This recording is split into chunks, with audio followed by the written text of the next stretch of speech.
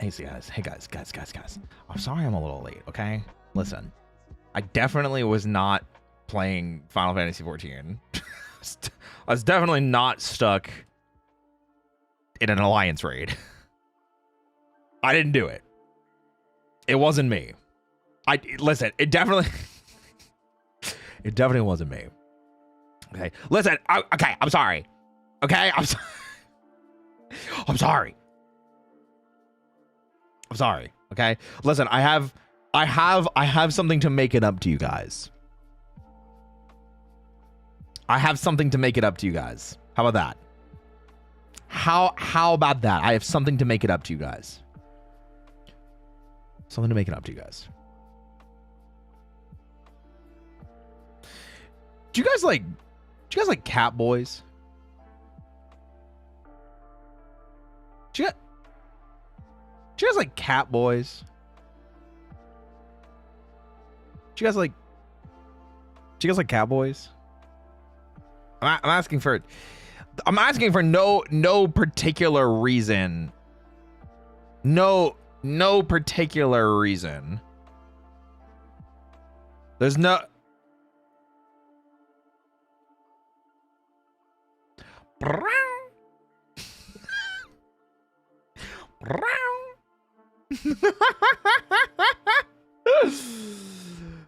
Oh my gosh. Hi guys. Nyalo. Yeah, I'll channel my inner tiger. Hi guys. Welcome to the stream. Hi everybody. Hi guys. Hi. So cute. Yeah. Well, I think so. I hope so. I hope you like cowboys. You know? Oh, those tiger ears? No, these are just the cat ears. There are separate tiger ears as well. So this is... Many of you were very confused by the assignment on Twitter where I asked Cat Roy or Tiger Roy. And so many people were like, Bobcat Roy, Panther Roy, both, neither. And I'm like, those are not options, guys. I asked 1 or 2 and you guys gave me Q. I asked, what is 1 + 2? You said fish. That's crazy. Insane. You cannot flashbang us like this. It's not my fault. Tiger Roy was the best option. I got a pretty clear cut between them. We might change to the tiger ears later, but I did want to at least show you guys what these looked like. We're gonna rock the stream with the cat ears. So we're gonna be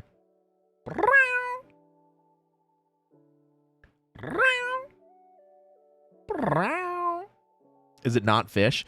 No, they said 2 + 2 is fish. 1 + 2 is not fish. So you got to get it right. Where's Tiger Roy? I'm sure we'll see it at some point. Yeah. Kitty Roy? Yeah. Fwa. Exactly. Oh my gosh. Rev 2 was so fun. Just you pointing out invisible enemies and Shia missing every shot. Okay, first of all, some of those were very funny. I'm not gonna lie. I'm gonna be super honest and 100% real with you. Those were freaking hilarious. They were so freaking funny. I committed great sin. I got my Burger King crown in 14. What does that mean? There's a Burger King crown? You need a pet me redeem? Mentor, baby.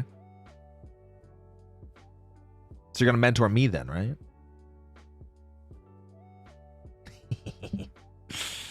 Oh my goodness, so cute. Hi, Roy. Hi, Solix. Guys, welcome to the stream. Welcome in, everybody. My name is Roy Chiato. I'm gonna zoom in just a little bit so you guys can see me a little bit more clearly. So you guys can see the wonderful ears provided by Aoya, who I don't think is here at the moment. But if Aoya shows up, we will be sure to shower them in lots of love and praise. Absolutely. We're going to shower them in love and praise for this amazing model asset. Yeah. Do I like cats? I do. I have a cat. His name's Cedric. He's here somewhere. Do you still need mentoring? You know, from a friend, maybe. You know. Oh my goodness gracious. Aoya the goat. Yeah, from Aoya. I didn't expect Cat Roy here.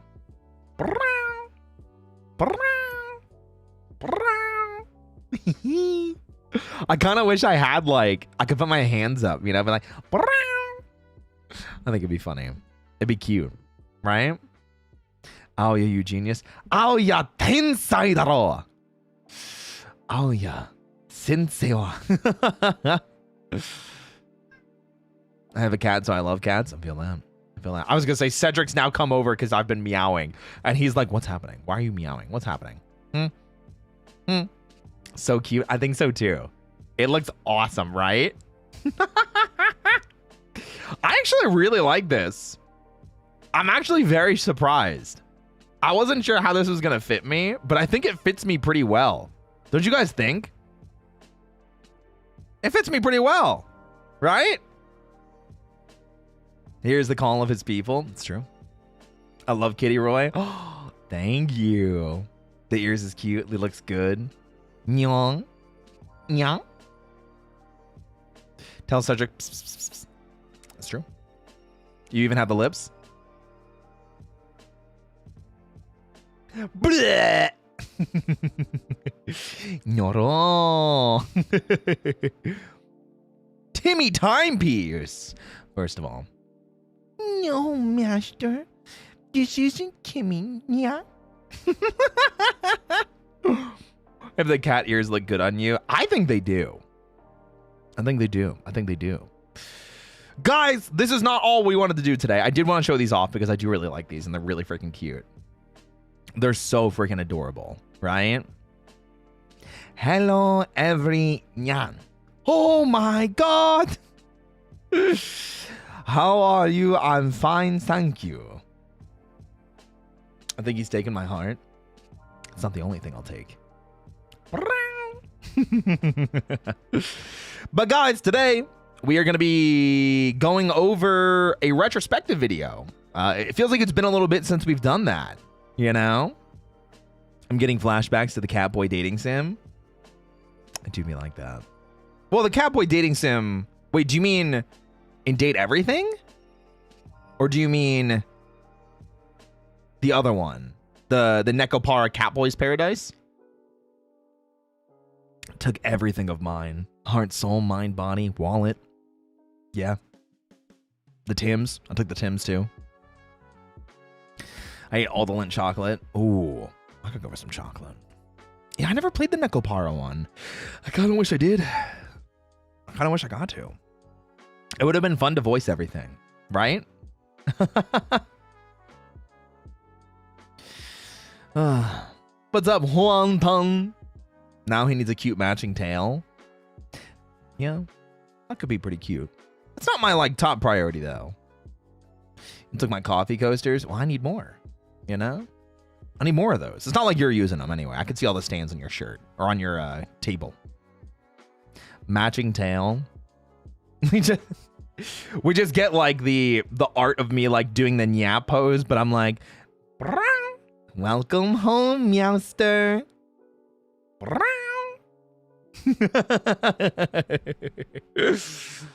Honestly, be scared if my cat turned into a cat boy. Honestly, yeah. Be confused. My cat turned into a cat. Yeah, me too. Hello. Hi. Welcome. Excuse me that I don't want to put drinks on your face, Roy. That's crazy. How are you? I'm vibing. How are you guys doing tonight? Happy, what's today? Thursday? Is today Thursday? Days of the week are hard sometimes. Days of the week are hard. I'm loving Cat Roy. I really like it too. I really like Cat Roy. Cat Roy, I think, looks really good. And Aoya did amazing with the ears. You know? Aoya did such a good job with the ears. They like matched the design so well. You know? It is Thursday. Yes, today's Thursday. It is Thursday. Okay, good. I just wanted to make sure, you know? Today's Thursday. I thought today was Tuesday. Wait, you're off by a lot. What happened? I'm also behind Catboy Roy. I'd rate 5 stars on Yelp. Well, thank you. So long as it's not Dog Boy. I don't need Mary coming at me. You know? I feel like Mary will go for my juggler. If I go dog boy, it's over. It's Jover. Rebrand? No. I should probably do an intro, right? Hi, everybody. Welcome to the stream. My name's Roy Chiato. I'm a coffee-fueled cat host with a serious passion for voice acting because I'm a professional voice actor and I love working out, in case you couldn't tell. Bleh. I stand with the bunny. What bunny? No dog Roy. Cat Roy. Yeah. I like that. I like that. Fairy, thank you for the super. Thank you. I have to wait and see what it says. Happy Ari Retrospective. First of all, Katie Roy is so cute and deserves all the pets. Did you know YFS has a... Oh, your favorite son has a retrospective on Metal Gear Solid? Oh, I did not. I should check with that. Well, I guess they're already okay with me reacting to their stuff. I do want to continue with the Metal Gear Solid games at some point. I think that could be fun to continue through with them. You know, if we start them again, I'd probably want to like go through them in the same way that I'm doing Resident Evil, and we do it in one sitting kind of thing. I think that would be fun. I think that would be the way to do it, you know, because we didn't do it with MGS1, just like we didn't do with RE1. So I think that would be cool. I think that'd be cool. Oh, do you want to see the flexing with wait. There we go. I'll have to watch the Metal Gear Solid VOD in that case. Yeah, it's from like a while ago. I think it's back from like May. Or what we could do is I could play Twin Snakes. Because I didn't play Twin Snakes. I played the PS1 version. So, nice guns, looks like mine. Hell yeah. What's up, TK? Hello. OMG cute. Blah. Blah.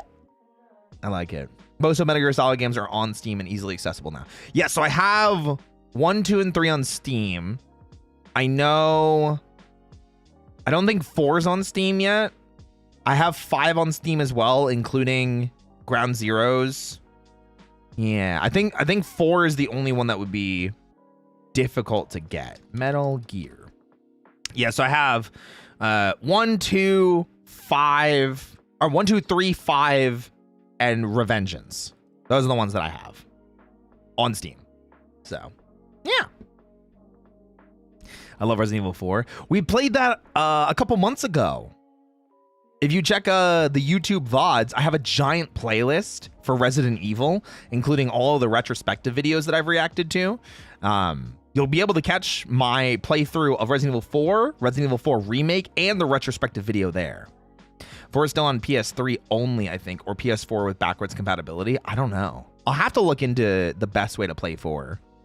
Only ones outside of MGS4, Ghost Babel, and Portable Ops. Oh, there's also Peace Walker.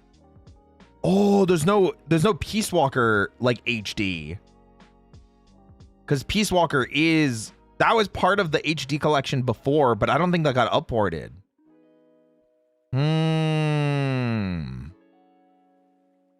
I don't think that got upported. Yeah. Did you know that bunnies have no gag reflexes IRL? Why do you think I'm a bunny? Most of the time. Hey, bunnies, my husband just told me he ran out of gamer subs. Told him to use code ROY at checkout to help support our cat boy when he places his order. Let's go! Peace Walker should be available in PSN. I played Peace Walker forever ago, so it's not the end of the world if it's not there. But I'm not sure if Metal Gear Solid is the next franchise that I'm going through after we do Resident Evil. I might do something like...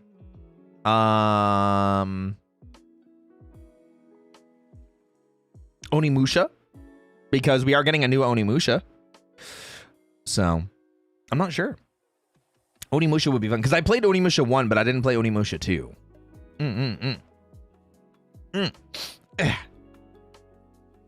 Whew. Have you played Resident Evil before? Just curious. You're being serious? Yeah, check the Resident Evil playlist. Resident Evil is one of my favorite franchises of all time.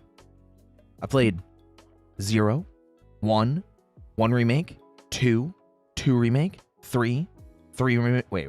0, 1, 1 remake, 2, 2 remake, 3, 3 remake, Code Veronica, 4, 4 remake, 5, Revelations, 6, and Revelations 2.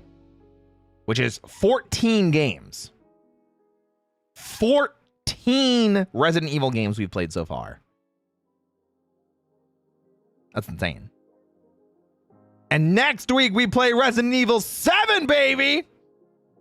Scratch that. Peace Walker doesn't appear to be on PSN or Steam. I'm sure it shouldn't be too difficult to locate elsewhere, hopefully. We'll see how it goes. Have you played Phoenix Wright before? I think you'd love the franchise. I've played the Ace Attorney, the first trilogy, the Phoenix Wright trilogy, but I've not played the Apollo Justice trilogy. If I did it, it would be the Apollo Justice ones, because I did the Phoenix Wright ones before I started VTubing. Yeah, that was the third Phoenix Wright game was when I was a PNG tuber, but the previous 2 were when I was still face cam. Yeah. We have 2 to go. Yeah, we got Resident Evil 7 and Resident Evil 8. Those are the only 2 left. Both Ethan Winters games. So. Now you're Nyan Cam? What does that mean? Are you making fun of Catboys? That's Catboy phobic. Or there's going to be an HD Fatal Frame 2. Yeah! Oh, I'm very excited for that. It's like, that's why I'm unsure what next franchise I want to do with the whole like giant retrospective thing. Fatal Frame could be cool because we're getting Fatal Frame 2 HD. Onimusha could be cool because we're getting the new Onimusha. Devil May Cry could be cool because I keep hoping that we're going to get a new Devil May Cry at some point. And those are beatable in one stream, like one sittings. Absolutely. You're a cat now? What are you talking about? I've always been a cat. If I wasn't a cat, would I be able to do... I don't think so. That's crazy. Mega Man Legends, because it's only 2 games. No. Kingdom Hearts. I mean, technically I could. I think I own them all on Steam now. Ironically, you know? But all right, so the problem with Kingdom Hearts is I would have to take off time. I would have to take off time from work or plan it around weekends if I was going to do Kingdom Hearts in one sitting to be ready for when Kingdom Hearts 4 comes out. The Kingdom Hearts story retrospective would take 3 months. It would probably take a while because there's Cage 2, Rechain of Memories, Recoded, 358 over 2 days, Birth by Sleep, 2.8 or 0.2 Aqua's thing. There's Dream Drop Distance. Then there's 3. Not to mention the Union Cross and whatever the other mobile game is. I always forget the name of the other mobile game. And Kingdom Hearts 3. And Melody of Memories. Yeah. Yeah, like 10 years before 4 comes out. It's true. It's true. I don't know. I'm a bit unsure. I think if we get more information about Cage 4 soon, I think that would be the easy next pivot. I do really want to play FF16 on stream at some point. But I might just finish that off stream because like we started it, we got halfway through it, and then I just got busy with other games. I want to finish FF16 and give it like the proper finish that it deserves. You know, I felt bad that I just fell off of it for no reason. Kingdom Hearts 2 Turbo, Kingdom Hearts Cross Worlds Racing, Kingdom Hearts City Folk. That's insane. You ever played the Evil Within games? Yeah, I really like those too. I played both 1 and 2. That would be a fun like 2-stream type thing too. And Remind in the DLC. Yeah, there's a lot of stuff that we would like. A Kingdom Hearts retrospective would be. It would have to be multiple days, which is not doable. But like, if we were gonna do it, it would have to be like. I would have to plan it around something. You know, I would have to like if I get like winter break or something and I get multiple days off in a row, or for some reason I can quit my freaking day job, then we could do it. And I would just do like, stream doesn't end until I beat Kingdom Hearts. And we would just go through the entirety of Kingdom Hearts, you know? Donathon Kingdom Hearts. No, I'm not gonna do a donathon for it.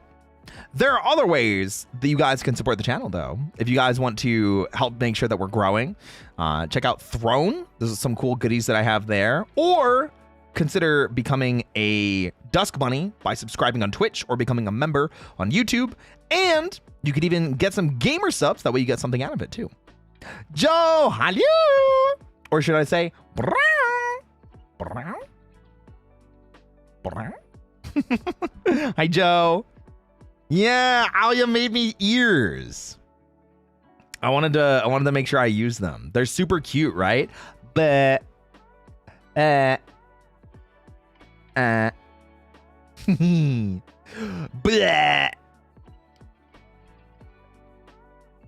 Just like that.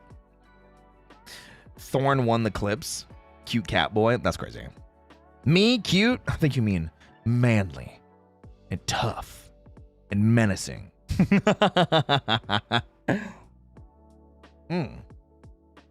You can even purr perfectly. I'm a professional. I'm a professional. What can I say? Soft cat boy. Maybe a little. Too kind to be more than that? That's insane. Menacingly cute? Wild. Not cat boy, cat man. You know, you have a point.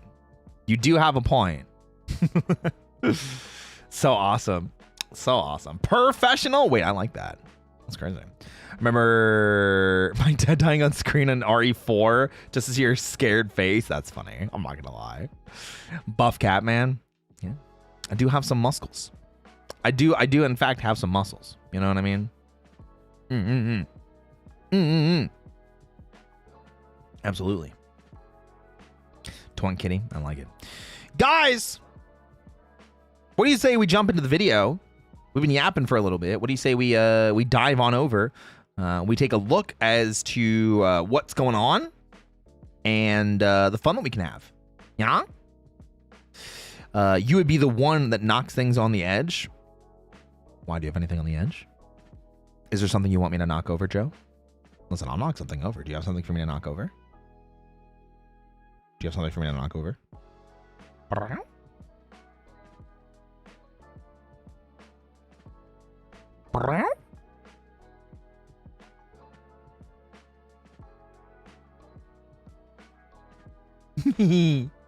All right, it's go time. Just in case I accidentally grab the ears, I'm just gonna do this. There we go. Make it a little bit easier on myself. Do you have an apple today? No, I've not bought groceries. I need to buy groceries. I do need to buy groceries. My apologies. I still need to buy groceries. I'm sorry. I'm sorry. I do have to buy groceries. Grabbing the video.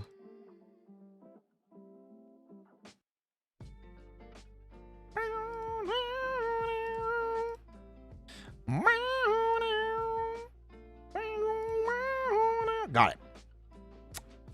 There is La Monetaire. All right, guys. You ready? You ready? No apple. Sometimes I don't have apple. I have to buy groceries, you know? We need apples. I do. I gotta buy some. It's true. It's true. Not ready. Wait. All right, waiting. Waiting. Waiting. Okay, I'm ready now. Go. 3, 2, 1, go. What makes a game feel like Resident Evil? Hitting us with the hard questions first. Now, as someone that has been playing through a lot of the Resident Evil franchise, I've played, at this point in our retrospective, I've played 14 of them. Resident Evil is a feeling. It is a feeling of helplessness. It is a feeling of uncertainty, and is it a feeling of dread, in my opinion. It's having to make split-second decisions that can have great consequences later. Meaning, do I spend the ammo now to fight this thing? Do I try and maybe maneuver past it? Do I try and explore this room at risk of triggering a trap or a horde of enemies? How am I going to solve this puzzle? Do I bring more weapons with me? Do I bring more healing with me? Especially in the earlier games, you get that feeling, that dread, that uncertainty. And I think that's what defines a Resident Evil. And obviously, as the franchise has gone on, that feeling has been lost to some capacity. I think Resident Evil 7, despite being still a wide departure from what we'd seen in Resident Evil so far, still did a good job of modernizing the franchise. But it does miss a lot of what makes Resident Evil Resident Evil. If we're talking Revelations 2, that's a different story. Is it the grotesque mutated beasts that roam the corridors? Is it I don't the think so. maniacal villains searching for power among the infected? I don't think Is it so. the lab hallways filled with test tubes and technical equipment marking the finale? Yes, absolutely. That's it. That's the one. If that's the case, then Resident Evil Revelations 2 would fit all the criteria. Yet Yeah. it doesn't really feel like a Resident Evil game. The project seems to take Yeah. inspirations from the contemporary horror successes of the time, The Last of Us, Alan Wake, and Silent Hill. Ooh. People did make comments while Shia and I were playing Rev 2, comparing it to Last of Us. And I did agree at the time, but if that's entirely what they were going for, I definitely probably feel that more. Alan Wake as well, probably. I didn't even think about comparing it to that with the kind of episodic chapter kind of system that they have. Okay. I think that's a pretty fair comparison. The game doesn't completely jump the shark or veer off of the franchise Yeah. trajectory. The goal is still the same, to make a good horror game. In some ways, Revelations 2 succeeds on that goal. There are interesting enemy mechanics, good environments, and sound narrative decisions that change old characters into something new. Yeah, something new is But probably much the like right the play. first The Revelations, right way of saying the it. sequel feels clunky and unfinished. Oh. Certain mechanics don't mesh well with this world. Implementing stealth sections into our survival virus tale feels like the spin-off series is trying to wear the skin of another game. I will agree with that. The stealth sections do feel very weird. They felt weird in Resident Evil 6. They feel weird in this. There are definitely a lot of times, especially playing in Barry's campaign, where it felt like they were just kind of throwing things at you for the sake of checking off boxes on a list. Shia and I know we complained about this during the air quotes puzzle section, where you have to bring the electrical box around. And then again, where you're with Barry and Natalia in the mines, where you have a limited amount of air supply. And it felt very, very not good. The focused narrative feels a lot more tailored to my interests than the complicated terrorist plot of the previous entry. I'll agree with but that. It still leaves you wanting in some areas. Resident Evil Revelations 2 is nothing amazing, but when it released, it was a necessary project. This spin-off series was trying to What do you mean by satiate the necessary? fans of the series who wanted more horror from Resident Evil in a time. Yeah, I mean, Resident Evil 6 was such a wide departure for the franchise. And then, so we had Resident Evil 6 and we had Operation Raccoon City, which were both very action-oriented and not horror-oriented, like, at all. And this game definitely went back into the horror genre in a lot of the sections that it has. I would say Barry is definitely more action-inclined, where Claire and Moira are a lot more horror inclined.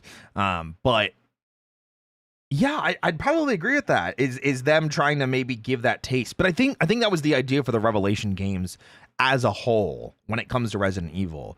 Because like if you look at Rev 1 comparatively to Resident Evil 5, 5 is definitely much more action oriented. And then Revelations is significantly more horror oriented. What's up, Len Flair? Caught in 4K. I didn't do it. I didn't do it. It wasn't me. Welcome in, Raiders. My name is Roy Chiato. I'm a coffee-fueled cat boy host. I'm a professional voice actor, and I love working out, in case you couldn't tell. Welcome, guys. We're watching a recap retrospective video of Resident Evil Revelations 2, part of my retrospective review and revisit of the Resident Evil main series franchise. As we prepare for Resident Evil 9 to come out, we've got 2 games left to play, Resident Evil 7 and Resident Evil 8. And for now, we're going through Rev 2. Loves working out when the gym isn't closed. That's true. Very frustrating when the gym is closed. Catman's innocent. Look at those eyes. It's true. It's true. It's true. Yeah. Time where the main series was doing away with this idea. Yeah. But when the numbered entries finally turned back to horror, there was no place for Revelation any longer. That's true. If you look at Resident Evil 7 coming out, and I think it was 2017, since we got Resident Evil 7, we have not had a Revelations, because the idea was mainline Resident Evil was going in more of an action-oriented direction, whereas the Revelation games were supposed to be giving the Resident Evil fans a taste of the horror that we used to have. 2017, good. I'm glad I remembered. And that's the kind of cool thing about Resident Evil is they were still trying. You know, they were still trying and experimenting with things. It didn't always work. It didn't always, hit the same. I've been waiting for Rev 3 for so long. We're never going to get it. Unless Resident Evil, for some reason, really dips into action again, which they're not. We've already seen what Resident Evil 9 looks like, and it's much more horror-oriented, which is awesome. I don't think we're ever going to get a Rev 3. I think Revelations is done after 1 and 2. So, and there's some muscles for you guys in case you want them. Does this game with RE stand Engine the would go test dummy? of time, I agree. Or was it a necessary evil for the brief period when the fans needed it? Well, that's what I'm going to be talking about today. I'll be reviewing Resident Evil Revelations 2, talking about gameplay, mechanics, story, and every necessary evil in between. That's an interesting point of it being whether it's a necessary evil or not. Because, it's ironic in the sense of, Resident Evil has always been a product of the time and trying to adapt with it and trying to recapture and rekindle some of the greatest and most well-known and well-received horror moments of all time. And Resident Evil definitely has a lot of those. But as you see, as the franchise goes on, 1 all the way up to Code Veronica, including 0 and 1 remake, there's not a lot of change there. And it wasn't until 4 that they caught lightning in a bottle again. And then it went on and they kind of couldn't keep up with what modern horror fans were looking for. Resident Evil 5 and Resident Evil 6 were such wide departures from what current horror was. Because Resident Evil 5 was, I think, the same year that Dead Space 1 came out, or a year after, and Dead Space took off. Resident Evil 5 wasn't as well received comparatively. And then again, Resident Evil 6 went even more into the action direction, whereas games like Layers of Fear and Amnesia and Penumbra and those style games really started to take off. And that's I think why Resident Evil 7 was so well received, because it's they finally looked at the horror zeitgeist, as it were, and tried to lean into that. And if you look at the Revelations games, especially Rev 2, they do try and kind of take from other horror games. He was, comparing it to Alan Wake and Last of Us, and I think that's fair. But those are also, I don't know if I'd point to those for the horror example as I would other things, but still good. I have to go. It's almost 1 a.m. for me, and I have uni in the morning. Hey, no worries, Umineko. Take care. Oh, that Twitter question makes so much more sense now. Nice fit. Yeah. So many people were picking imaginary third options. I was no, just pick cat or tiger. Don't ask. If you haven't seen my previous videos on the Resident Evil series, I would highly recommend checking those out. If you enjoy the video and want to support the channel, consider heading over to my Patreon, where I've been reviewing the Resident Evil movies. Spoilers for Resident Evil Revelations 2. Hi, Dad. Hey, Dad. Hi, son. It's me, your favorite son. Guys, say hi, today, son. I'd like to talk about Resident Everyone Evil say hi, son. Revelations 2.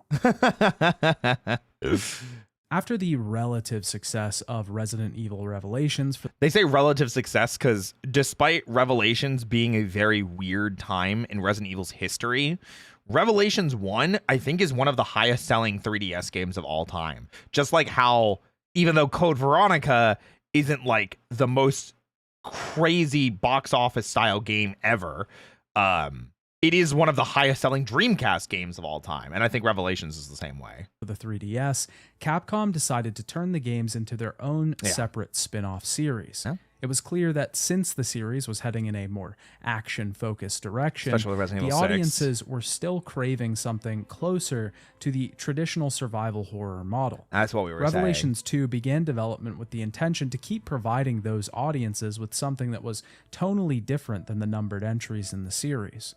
Yasuhiro Ampo was brought on to direct the second game in the spin-off series. I don't think I'm familiar with Ampo that. had worked on Resident Evil 1 and 2 as a programmer, directed production on Resident Evil 5, worked on both Lost Planet and Onimusha Warlords. What? Lost Planet? Bro, I mean, Capcom forgot about Lost Planet as well. But let's be real. Lost Planet was... I enjoyed Lost Planet for what it was. But it definitely was a time. And would eventually go on to direct the RE2 I loved Lost Planet. 3, I really and liked 4 remakes. Ooh, they've got a pretty decorated Resident Evil history then. He was obviously a great choice to head the next entry in the series, Yeah. but the entire team had already either worked on a Resident Evil game before, or they had worked on the first Revelations game. There were a lot of veterans stepping up to try and make this game work. Revelations 2 would separate itself in a lot of ways from the first game, but one of the largest ways that it did this was through its distribution. The first game in the series followed an episodic format, much like a TV show. And they did that specifically because Revelations 1 was a handheld game and developed as a 3DS game. And they wanted to make it so that it was like bite-size in like 30 to 45 minute sections where you could play it for a little bit, be done, put the 3DS away kind of thing, you know? Hey, TK, thank you so much for the 2 months. Never played Lost Planet. It's such an interesting attempt at a game. It feels like it was too early for its time. I feel like if something like Lost Planet came out in today's day and age, it probably would have done way better. Instead of, what was the other one? Exoprimal? I think if that was Lost Planet 3, I think maybe it would have done better. I'm going to be real. Lost Planet Starship Troopers with mechs. Yeah, and that's why I'm like, looking at how like Helldivers did, you know? I think if Lost Planet 3 or a Lost Planet 1 remake came out instead of Exoprimal, maybe that would have hit better. Just saying. It tried to give players a lot of breakpoints at which they could stop, since the game was developed for a handheld console. Revelations 2 was not released on handheld consoles, though. No, it was not. It was mainly released on the home consoles of the time, and each episode was distributed separately. Too early Players for its time could is a good purchase explanation, episodes as they released or buy the entire season all at once. The disc version was sold as well, with all episodes included and some extra content only available on that version. This was a big change for the series and untrodden ground for the franchise. Yeah, episodic release like this was really popular at the time because we had things like Telltale's The Walking Dead, Telltale's Wolf Among Us. I think there were a couple other episodic style games like it as well. I'm sure Telltale's Batman was probably coming out at the time, or the Minecraft game that was episodic too. Like there were so many episodic style games that it felt like this was really them being like, we're paying attention to all of the things that are coming out, and especially because of how the game was released. At the time, episodically released games were on the rise with the success of games like The Walking Dead. Capcom seemed to be Wow, I wrote the script. My bad. interested in taking a similar route. Minecraft story This mode. was There you go. primarily due to generating interest. The week between each episode's release would increase interest in audiences instead of just the initial surge when the game dropped. That was the idea. Was they wanted to create buzz and generate buzz so that they could get people talking about it because of the type of game that Resident Evil is, because like the story, like even in Rev 2 where there is good story, and I enjoyed the story of Rev 2, it's not built in a way that episodic works. Because, like, there's not enough of a story in each episode to justify an individual purchase of those episodes. Like, Dispatch right now is going crazy. I see people talking about it every time new episodes come out. I'm waiting until all the episodes come out and I'm playing it in one go. But that's been crazy. Resident Evil, it's not like that. People are not going, oh man, like new episode of Resident Evil just dropped. I gotta play through that and find it out. Because the story's just not there. You know, it's not designed in a way that it's consumable like that. But they also felt that it would allow players to discuss the episodes in between releases. It's a cool One thing idea. we want to do is try to foster communication between players who are enjoying the game. See them exchanging ideas about how they felt about this week's episode and what they think will happen next time. The first episode of Resident Evil Revelations was released on February 24th, 2015 in North America, and on February 25th, 2015 in all other regions, both for the PlayStation 3 and 4, Windows, and the Microsoft Xbox 360 and Xbox One. Yeah, okay. I played the PC version of this game for this review. The PC version isn't the greatest, as the controls can be a bit wonky, something I'll get into deeper in the review. Yeah, we talked about how weird some of the keybinds were, and then I mean Shia and I played it split screen co-op using like Steam's built-in remote play setting, because for some reason the game doesn't have online co-op. It only had split screen co-op. Had no idea. I genuinely just assumed that it had online co-op.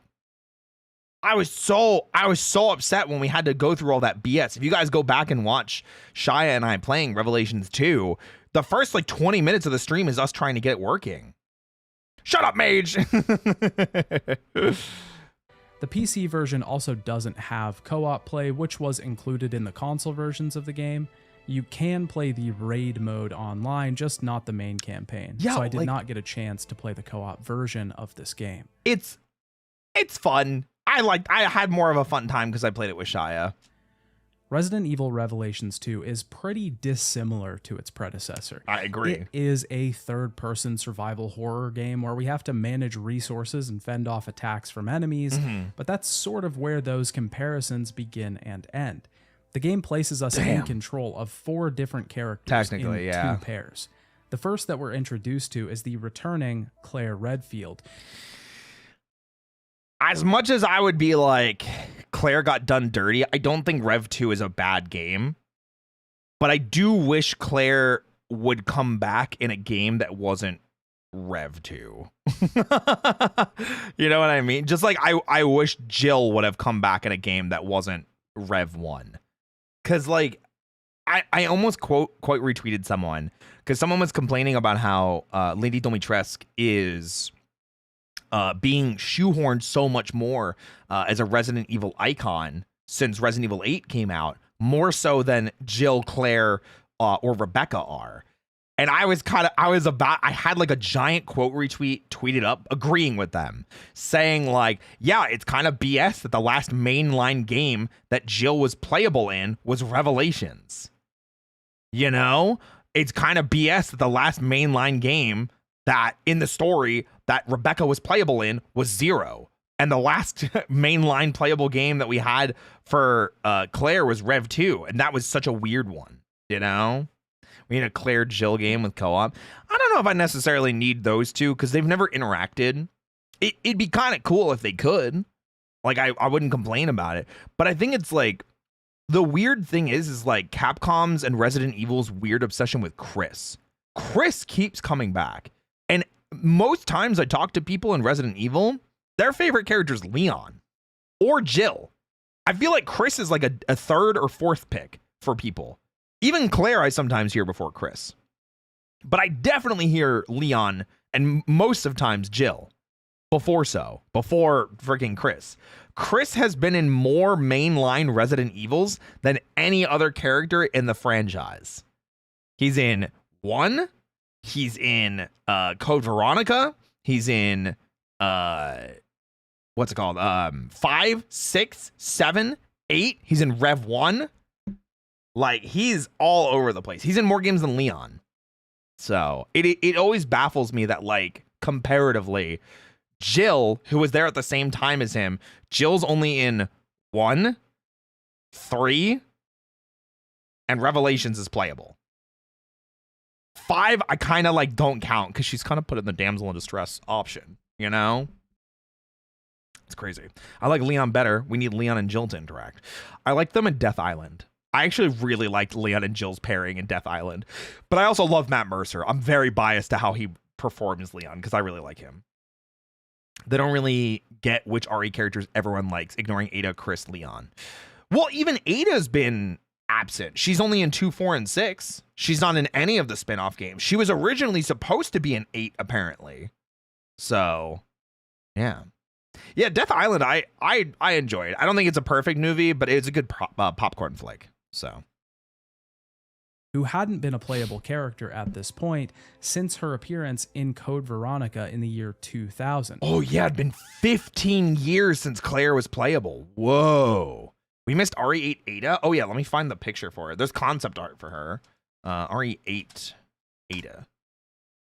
There was concept art of her as like, yeah, I found it. This is official concept art of Ada and how she was going to look. Get out of here. In RE8. Which I think looks awesome. She was going to be like a werewolf hunter. Yeah. I think it would have been sick. I think it would have been dope. But again, we're not talking about Resident Evil 8. We'll talk about Resident Evil 8 when we get to it. But yeah, just wanted to make that point. Also, Rebecca needs to come back. Or they just need to do something with her. She's in the CG movies more so. I hated what they did with her in Vendetta. But yeah, I like Rebecca. I'd like to see her more. And Moira Burton, the newly introduced daughter of Barry Burton. Yeah. The other pair is the returning Barry Burton, not seen as a main character in a Since game Resident since Evil 1. RE1 and its remake in 1996 and 2002, respectively. Yeah, so he hasn't been... This is the first time he's even playable. But Barry also... This is only Barry's second game. His partner character is that of a small girl named Natalia. Each of these partner characters have their own respective abilities, pros, and cons. When playing either pairs, we can switch back and forth between these characters with the press of a button, much like Resident Evil 0. With the winter storyline. I was pretty interested in this concept from the start. Rebecca, I cry. I agree, because Minty. that was the part of Resident Evil 0 that I enjoyed the most. Was that Matt from It's Always the Sunny? concept in theory is pretty good, but Revelations 2 sort of introduces some unneeded complexities that it doesn't really use that well. Yeah. And these are the things that bog down the system the most. Claire and Barry can both use guns, but the partner characters, Moira and Natalia, can only use specific melee weapons. I will say, I will plainly, fully, 100% admit, I am okay with the melee thing with Moira because they give a good story explanation. It felt like it's well explored, it is well explained. Like Moira's and Claire's relationship and Moira not using guns is fine. And because Moira gets a crowbar, she still feels like she's useful, especially because the flashlight can stun enemies to get a melee follow-up. Natalia, on the other hand, not at all. She's not balanced at all. It was not fun to play as Natalia. I didn't want to tell Shia that because I felt bad because we were both not enjoying the Barry Natalia parts a lot. But like playing co-op, Natalia was just boring. You know? Yeah, she accidentally shot her sister because they were playing and the gun safe was unlocked and a gun was loaded. So yeah. You don't play Barry's GVC game? Yeah, we don't talk about Gaiden. We don't talk about Resident Evil Gaiden. Whole different rules thing is fine. It's just some of it was half baked. Yeah, Natalia just felt like a not explored character, and especially because her bricks break and she drops them all the time, so it just got annoying to even find them. Revelations 2 makes the addition of sub-weapons. These are essentially ranged throwables that can be crafted from various things we pick up in the... And Natalia couldn't use half of them. She was only able to use the smoke grenade. She couldn't use the explosives. She couldn't use the Molotov. She couldn't use the decoys. It was crazy. environment. These can be Molotov cocktails, explosive bottles, smoke grenades, essentially, or decoy bottles that lure in enemies and explode after a certain period of time. It was insane. These can be used by Moira, but not by Natalia. Yeah. We cannot craft ammo in this entry. We can only pick it up around the environment. We can also pick up green herbs just like every other entry, but we can't craft those either. The crafting is only used for sub-weapons or specific healing items. Two others in particular, the tourniquet and the disinfectant. That was also a system that I felt like was completely unnecessary, because like the amount of times that Shia and I had bleeding or had not poisoned, but like the goop on the screen, because I don't even think they call it poison. It just, I don't know, it was just dumb. Like, I think we maybe were bleeding 3 or 4 times max. And I think we were poisoned 3 or 4 times max throughout the game. The tourniquets are used when bleeding is inflicted on a character, which causes the most horrendous on-screen indicator I've ever seen, covering up the entire display in blood. It's so bad. And the disinfectant is used when an enemy spits at us, causing our vision to be obscured. Again, another terrible on-screen indicator really that just bad. Absolutely infuriated me every time it happened. Part of the reason this debilitating gameplay disease was so annoying was that to use 3 these colored items, herbs and a first aid spray is all we need. Go into the menu. I'm okay with other items, but I also don't like poison, so I kind of prefer there not to be. You know, I'm good with green and red herbs. Poison sucks. Healing is pretty simple. Hold down a button, and after some time, you're patched up. But the tourniquet and the disinfectant have to be used from the menu screen. Yes. And Revelations 2 introduces a live inventory rather than one that pauses the action like the last game. Oh. Compared to the last entry, there is an overall higher emphasis on inventory management.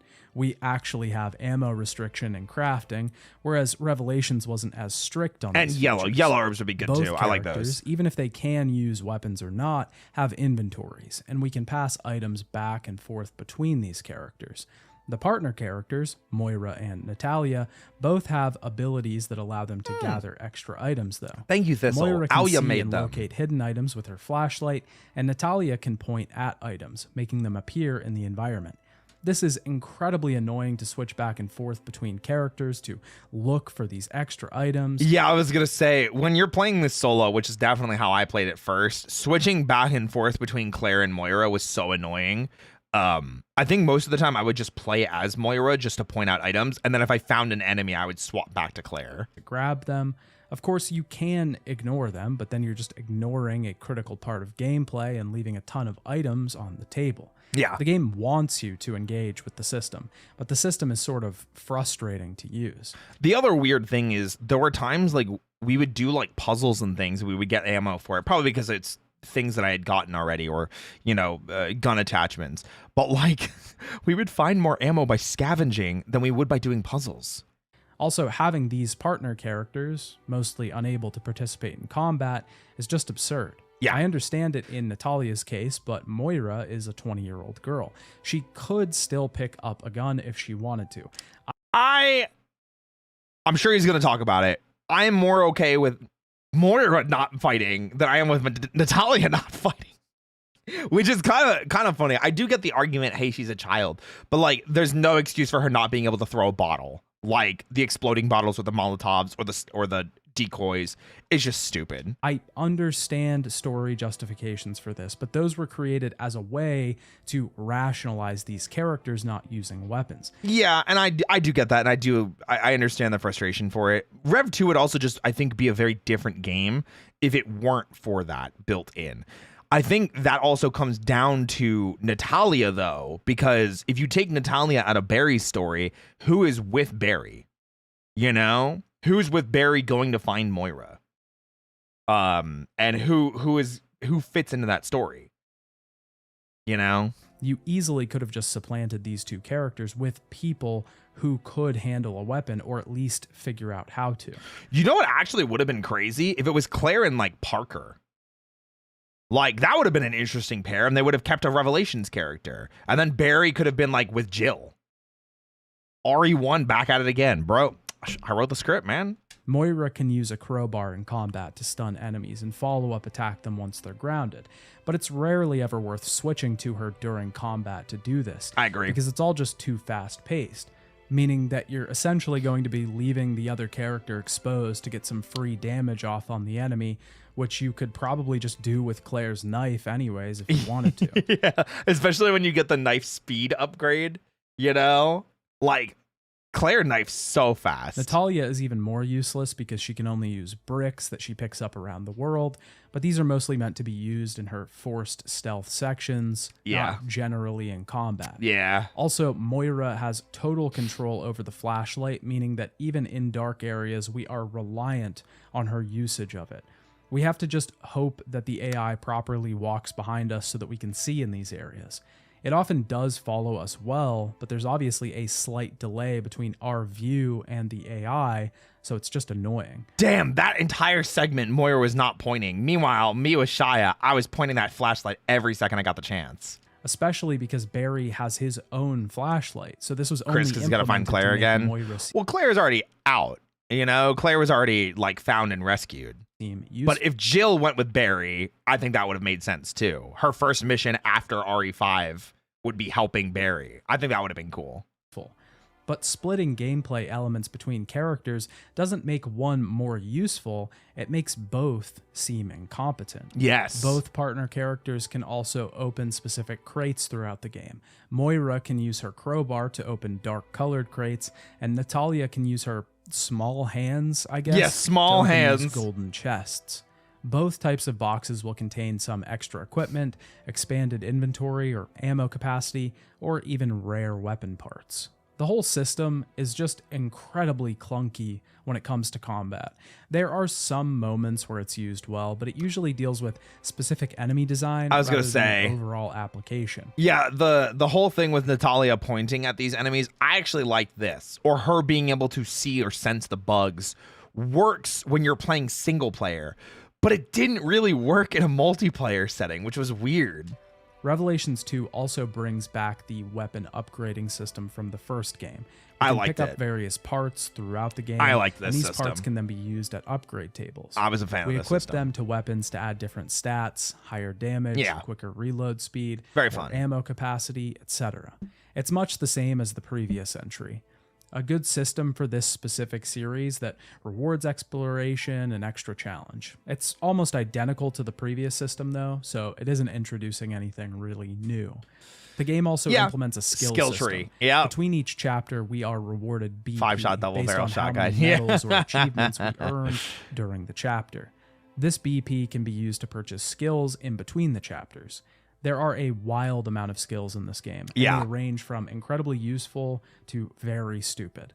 Some of the skills force you to entirely change the way that you play the game. Yep. For example, you get a pretty large damage boost by shooting while crouched, except that crouching at the beginning of or during the middle of a gunfight is pretty unwieldy. It is really weird. It works, I think it's supposed to be designed for like sniping situations.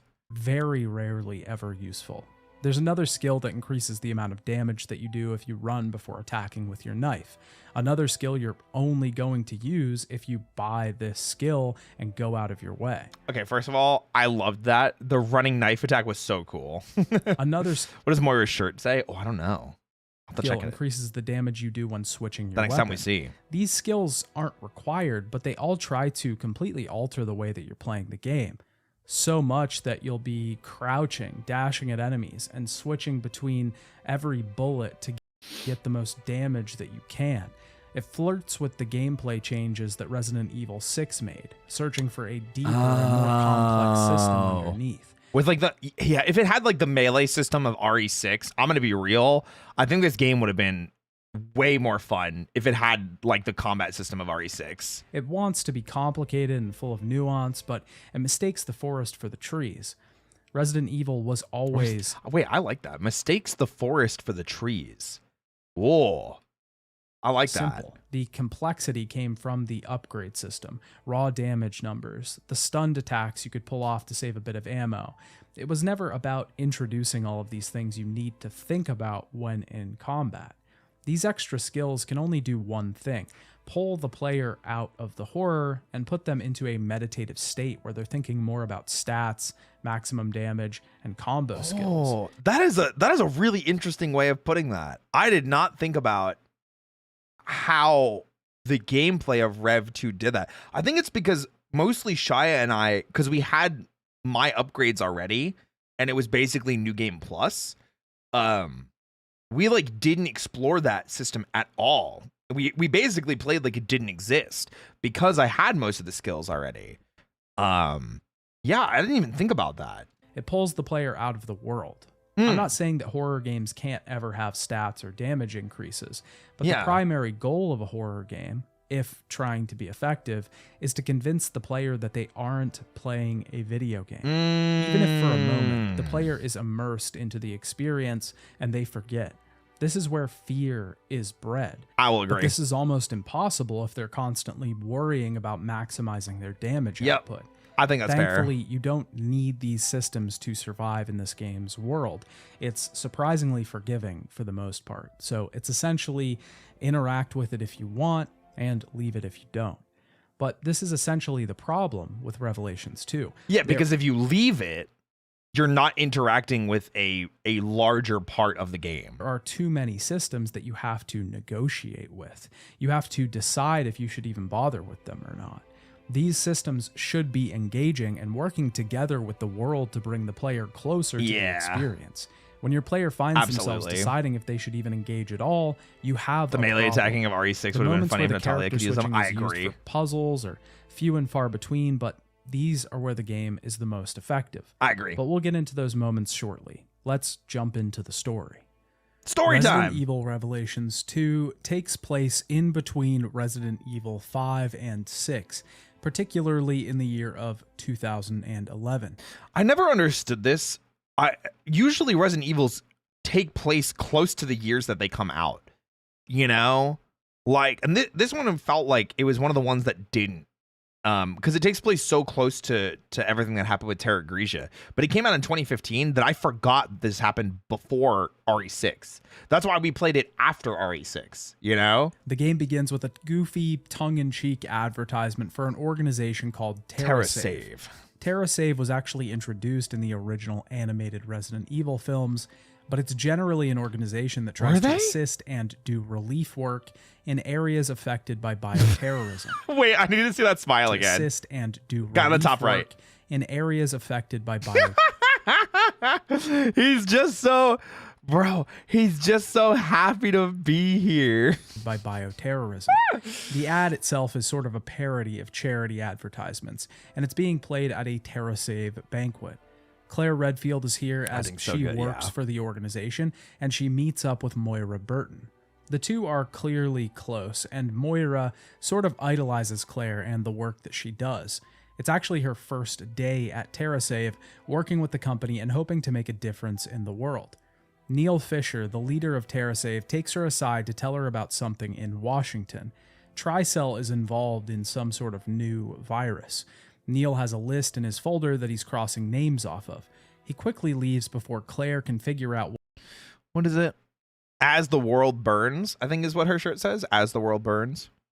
There you go. Wait, but why would Tricell still be around? Because this is after RE5, isn't it? Or could they not prove that Tricell had anything to do with RE5? Was it just like Excella was involved and that was it? What he's doing, and Moira is having a fight with her dad, Barry Burton, on the phone nearby. The lights quickly go out and the banquet is attacked by armed soldiers. Claire and Moira are kidnapped. What are the names on the list? The people that were getting kidnapped. Injected with a sedative hasn't dissolved yet. And taken to a rusty iron prison. Claire awakes outfitted with some sort of bracelet and her cell door opens, allowing her to escape and find Moira a few cells down. It is also a testament to just how awesome of a character Claire is that she wakes up in another shit situation like this, like RE2, like Code Veronica, and this, and is the sole survivor once again, not including Moira because, you know. The cells eventually give way to a massive space with a spiral walkway leading up it, bodies hanging from chains. The facility they're in seems derelict, run Very down. creepy. I Staircases liked it. and passages completely destroyed. Claire, or broken again, apart. yeah, that. As we head upstairs, It's like the two same find shit, different day, corridors exactly, covered in Michaela. blood and bodies on tables, full of hooks. We obtain a knife from a nearby table and a memo detailing the methods for monitoring patients. The two begin their escape through the ruined passageways, but are quickly attacked by a strange beast. The two manage to get away from it, but it chases a woman I love through the the hallways. shoo, shoo, shoo, shoo, like the same motion over and over again with the knife. This woman, Gina, worked for TerraSave as well, and dies from the wounds the monster caused. The two find a way out, but need a set of keys to advance. These keys poor are located Gina. on a nearby officer, but a camera watches as they try to grab them and causes the body to fall to the floor. We find the keys, but are set upon Oopsies. by a group of these creatures. After they get topside, Claire tries to give Moira a gun, but she refuses to use one. Something from her past prevents her from doing so. You know, in spite of everything, Claire doesn't seem to let it affect her too much compared to RE6, Chris, and post RE2, Leon. That kind of says a lot. I think the difference for Claire is in the stuff post her games, in the animated stuff that we've seen, she immediately puts herself into the realm of helping people or uncovering truths. Because like in Degeneration, I'm sorry, not Degeneration. Degeneration. The first CG movie, Claire, I think, is literally just helping people in the aftermath of viruses. In not Death Island, what's the other one? Infinite Darkness, she's like doing reporting work, you know, to uncover virus stuff that's been like plaguing the earth. And then in this, she's surprised in a relief company to save people that have been affected by bioterrorism. I think because she's not necessarily seeking out the crisis, and she's more in the lines of like, I'm going to help these people and I'm going to save these people and I'm going to do what I can to save them. It puts her in a different light than like Chris or Leon, where Chris and Leon are like, I'm going to go fight these people. I'm going to go take down these monsters. And I've always liked that for Claire. I do wish she was there on the front lines with, you know, Chris, with Leon and stuff like that. But I do also, like, from a story perspective, I like that for Claire. And we saw that side of her in RE2. You know, we saw that nurturing side. Hi, Cramp. You need a gun too, Moira. No, I really, really don't. Sorry, I don't do firearms. In a nearby hallway, we see a young girl running away, goes on but we Talia. quickly lose sight of her. As the two enter into a Please don't say larger the word prison, front lines. I'll start walls crying. lined with It's fine. Thorn, it's okay. I got my revenge today, okay? cells, It's not in code they hear a Veronica, woman yeah. over the loudspeaker. Someone is watching them, toying with them in this rusty iron playhouse. Proud of you, A thank you. torture building designed with puzzles and games for them to solve. Who the fuck is quoting poetry? Are you That's what afraid? I'm saying. You can tell me. Talk to me. Mary Elizabeth McGlynn crushed this role. She did so well as Alex Wesker. I'd like to think that Rebecca would also have the same role as Claire.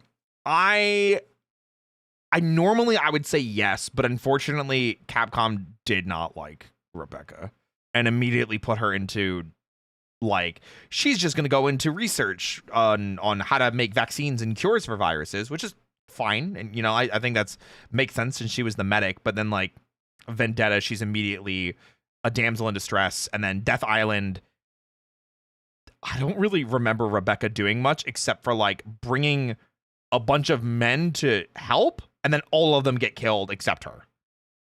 We've never even seen Billy since Zero, right? Yep. Just like we've not seen Billy since Zero. We've not seen Carlos since 3. We've not seen Sheva since 5. We've not seen Helena, Jake, or Sherry since 6. Technically, we haven't seen any of the other characters except for Chris since 6.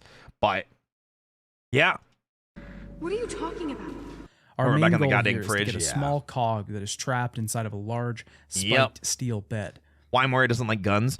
When Moira was younger, she was playing with her sister, and she took one of Barry's guns, which he had left his gun safe unlocked, and it was loaded, and they were playing with the gun, and she shot her sister, and her sister almost died. So it was a very traumatic event for her.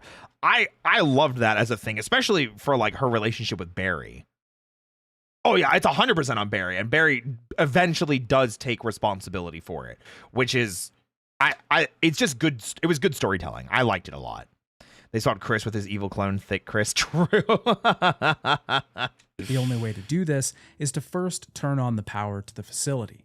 We have to trudge through this area, scoping out its rust-covered Agreed, halls Ella. and weaving through a variety of powered-down traps. Agreed. These traps activate as soon as we turn on the power to the facility, causing our second trek through it I didn't to know be that, far Kane. more dangerous.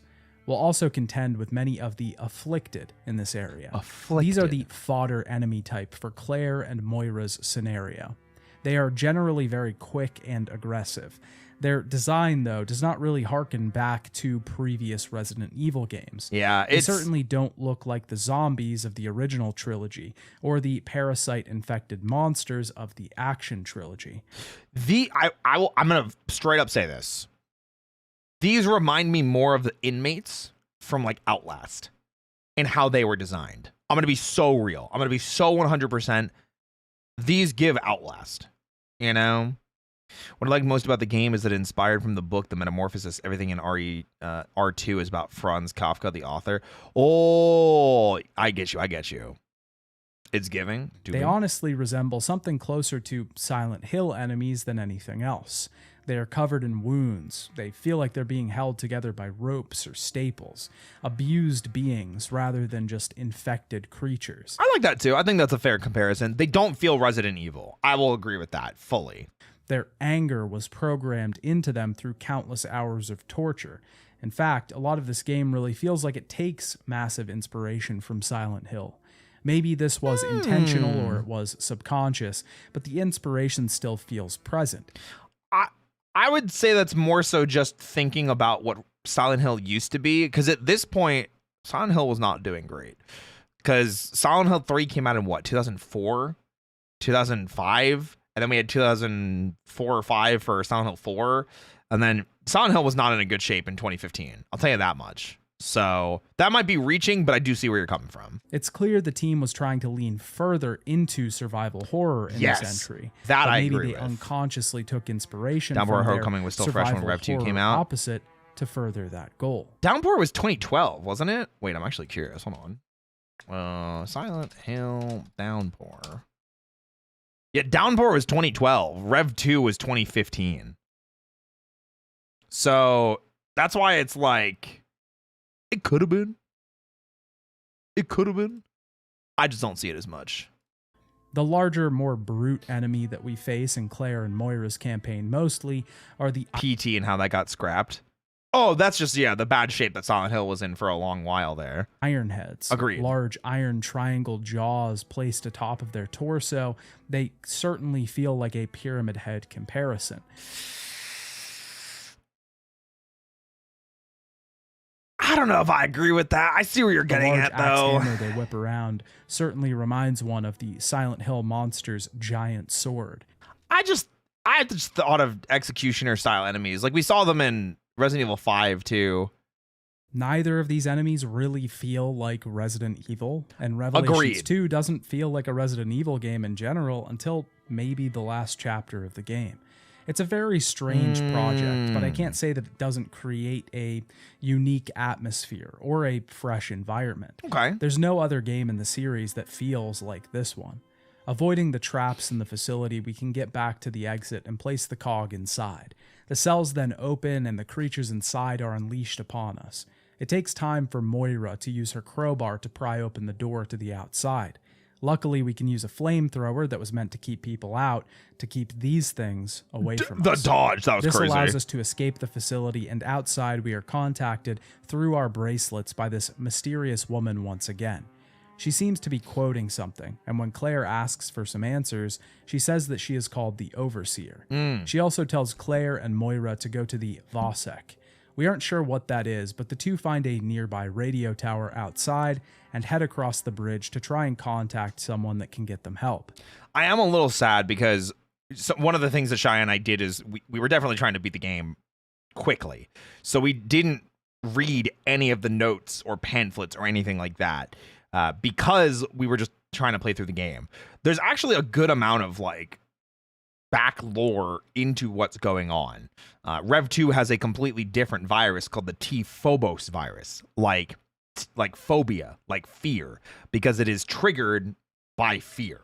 And I always thought that was a really cool, different type of virus. I thought it was very interesting comparatively to just either rehashing just straight up the T virus or rehashing the G virus or whatever the hell the C virus was, or using Ouroboros again. They immediately find that the radio tower is dead, but Claire climbs to the top to see if she can fix the equipment. Oof. She turns on the power, and Moira is able to send out a distress signal. Fixing my hair. While this is happening, stuck in my Claire has a headset. shattering revelation that they are not located in some building in the US, but on a secluded island in the middle of the ocean. I think they're in like Russia-ish area. This ends Claire's first chapter, and we jump over to Barry, who is heading on a boat to that very same island. Random thought, did Ari ever use Deimos anywhere? Like Drain Deimos? Like from RE3? I think that's the only time. Yeah. The environment in Rev 2 feels atmospheric. It feels horrifying. There are a lot of really good ones. But like, I think we talked about it during Barry's campaign. Oh my God, let me get off this Moira's shot. SOS message in tow. I was going to say, let me get off the blinding shot. There are some that do feel like straight up rehashed from other games. Like Barry going through like the lumberyard feels very reminiscent of Alan Wake. Good night, brother. What happened to him? Points at Roy's ears, looking horrified. What do you mean? You don't think I look cute?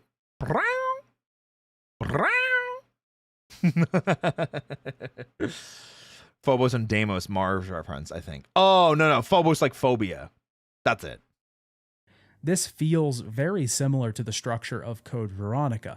Claire is trapped on an island, and someone from her past is arriving to try and help her out. Though in this situation, Barry is obviously much more concerned with the fate of his daughter than Claire Redfield. It's actually, now that you think about it, from a story perspective, Barry never mentions that he's looking for Claire. Ever. Like none of the cutscenes. And obviously it's because Claire got out, so he wouldn't ask for that. But from like a player perspective, until you know that twist that Claire survived and is gone, why wouldn't he have been asking about Claire? Man, that's crazy. Was a travesty. He's been mutated. Turn him back? No. When Barry gets here, he finds a small girl waiting for him. This girl is named Natalia, and Barry plans to keep her in the boat while he looks for Moira. Natalia refuses to stay behind, though, and he brings her along. The two head up the island, scaling the sides of the cliffs. Natalia doesn't remember how she got here or why she's here in the first place. They pretty quickly spot a radio tower off in the distance, the same one that Claire and Moira were heading for. This means that we have the same destination as them. We actually travel through many of the same areas that they did, and this is one of the biggest problems with Revelations 2. Barry's sections, most of the time, are essentially repeats or remixes of the areas that we just went through. Enemy placements are a bit different. In fact, the enemies we fight are different, and the path that we take through the environment is different, but that's about it. This leaves them feeling like tacked on afterthoughts rather than feeling like another chapter in the game. They're too... I can kind of get that, because like I like it sometimes. I think some of the chapters do have a lot of backtracking in them through like similar areas. It's not until you get to like some of the later chapters, man, maybe it literally is just that Barry's like original areas are just not as good comparatively to Claire's, and the rehashed areas you're barely in for any amount of time. I didn't think about that. Or like the labs that you have to be in for Barry is just so much backtracking, and like the mining area for Barry is just so not fun. Stories run parallel to each other in the same place, just at different periods in time. In general, it feels a bit lazy, and having to replay levels after we played them is boring. I think that's fair. I think Shia and I kind of ran into this as well. This does get better in the second half of the game, where Barry's path diverges from Claire's a bit. I wrote the script. More, but for the first half, it's a little abysmal. And if Claire's sections feel inspired by Silent Hill, then Barry's sections feel like they're going for more of a Last of Us vibe. This game was released in 2015, 2 Yeah, years I'd after agree The with Last that. of Us had hit the shelves and disc drives of gamers everywhere. Agreed. Sad Bun, thank you so much for the raid. Hi, everybody. My name is Roy Chiato. Like a macchiato, I am a coffee-fueled cat host with a serious passion for voice acting because I'm a professional voice actor and I love working out, in case you couldn't tell. Welcome, guys. Hope you're doing well today. Hi. Little guys and they climb into your eyes, busting it down, they bake apple pies. That's crazy. What's up, Sad Bun? Hello. Hi. Yippee. Good to see you. Welcome. We're watching a retrospective video on Resident Evil Revelations 2 as we're going through the entirety of the Resident Evil franchise, the main series, you know? Barry, a tortured father, guiding a surrogate daughter through a wasteland. Overgrown buildings and forests act as the backdrop to our adventure, and an emphasis is placed on stealth sections to get around the enemies in our way. I found a lot of forum posts online discussing this very thing, claiming that Revelations 2 straight up copied The Last of Us. I wouldn't go that far, but I do think I would not go that far at all, but the developers were inspired by that game and wanted to take the game in that direction. love these kinds of videos. They're Most fun. of that stylistically doesn't really fit here, though. It feels odd and out of place in this world of maniacal villains creating viruses to end worlds, to destroy cities, to cover up injustices. Suddenly our tone has become post-apocalyptic when we know there's a world out there still existing as usual. I mean, yeah, because of the island that we're on, you could see like remnants of a civilization here, and it's like, okay, but why? You know? But yeah, these types of videos are super fun. The creator's name is Your Favorite Son. They were very kind enough to let me react to their stuff. I reached out to them through email, so yeah. Yippee! It feels like It's more fun when it's a guy doing a dumb topic and it goes insane because the subject is deeper than they thought. we're warping apocalypse on an I get island you. in the sea. Speaking of stealth sections, Barry's chapters have these forced in spades. Well, we technically do, but it's in like files and stuff, Belmore. But like Chia and I just didn't read any of them. It's all like hidden away in like the deeper lore. You can sneak behind But enemies at it certain doesn't really points and matter take for the them out story with a itself. knife. But this isn't possible all the time. Sometimes it works and sometimes it doesn't. Yeah. It seems like the game has very specific times when it wants to give you the ability to stab Wait, I would have screamed. I would have screamed, dude. Look at this turn. That's insane. 1, 2, 3, 4. And then immediately into grab. I would have screamed. I would have freaked out. when it wants to give you the ability to stab an enemy in the back, and other points where it wants you to fight with guns. But try and stealth an enemy in one of those ladder sections, and all you'll get is an angry revenant turning around to find an old man crouched behind him. Yup. Natalia can also use stealth to get around enemies. They often cannot hear So her footsteps, so she can sneak through environments and just spot post-Soviet enemies through island, walls yeah. as bright yellow vibrating Frames shades. unfair. Yeah, crazy, Speaking right? of revenants, they're an enemy introduced in Barry's section of the game. These enemies are most aptly compared to the Regenerators from Resident Evil 4. Yeah. Many enemies in the series have taken inspiration from the Regenerators' design and incredible implementation that begs to be replicated. The Revenant is covered in swollen flesh, but the only way for us to kill it is to destroy the pod underneath this flesh. We can shoot at different parts of its body to reveal this pod and then attack its weak point. This is effective at creating the Regenerator implementation I agree. near the beginning of this entry. It's a tense fight every time that we meet one. It gets closer and closer with every failed uncovering. Popping these sections of swollen flesh is like flipping over concentration cards to find pairs. Concentration cards. That's crazy. Except it's scary. But towards the end of this game, this effect wears off. Imagine if the Regenerators were introduced at the beginning of Resident Evil 4, and we fought that enemy throughout the entire game. The I see what you're saying. Yeah.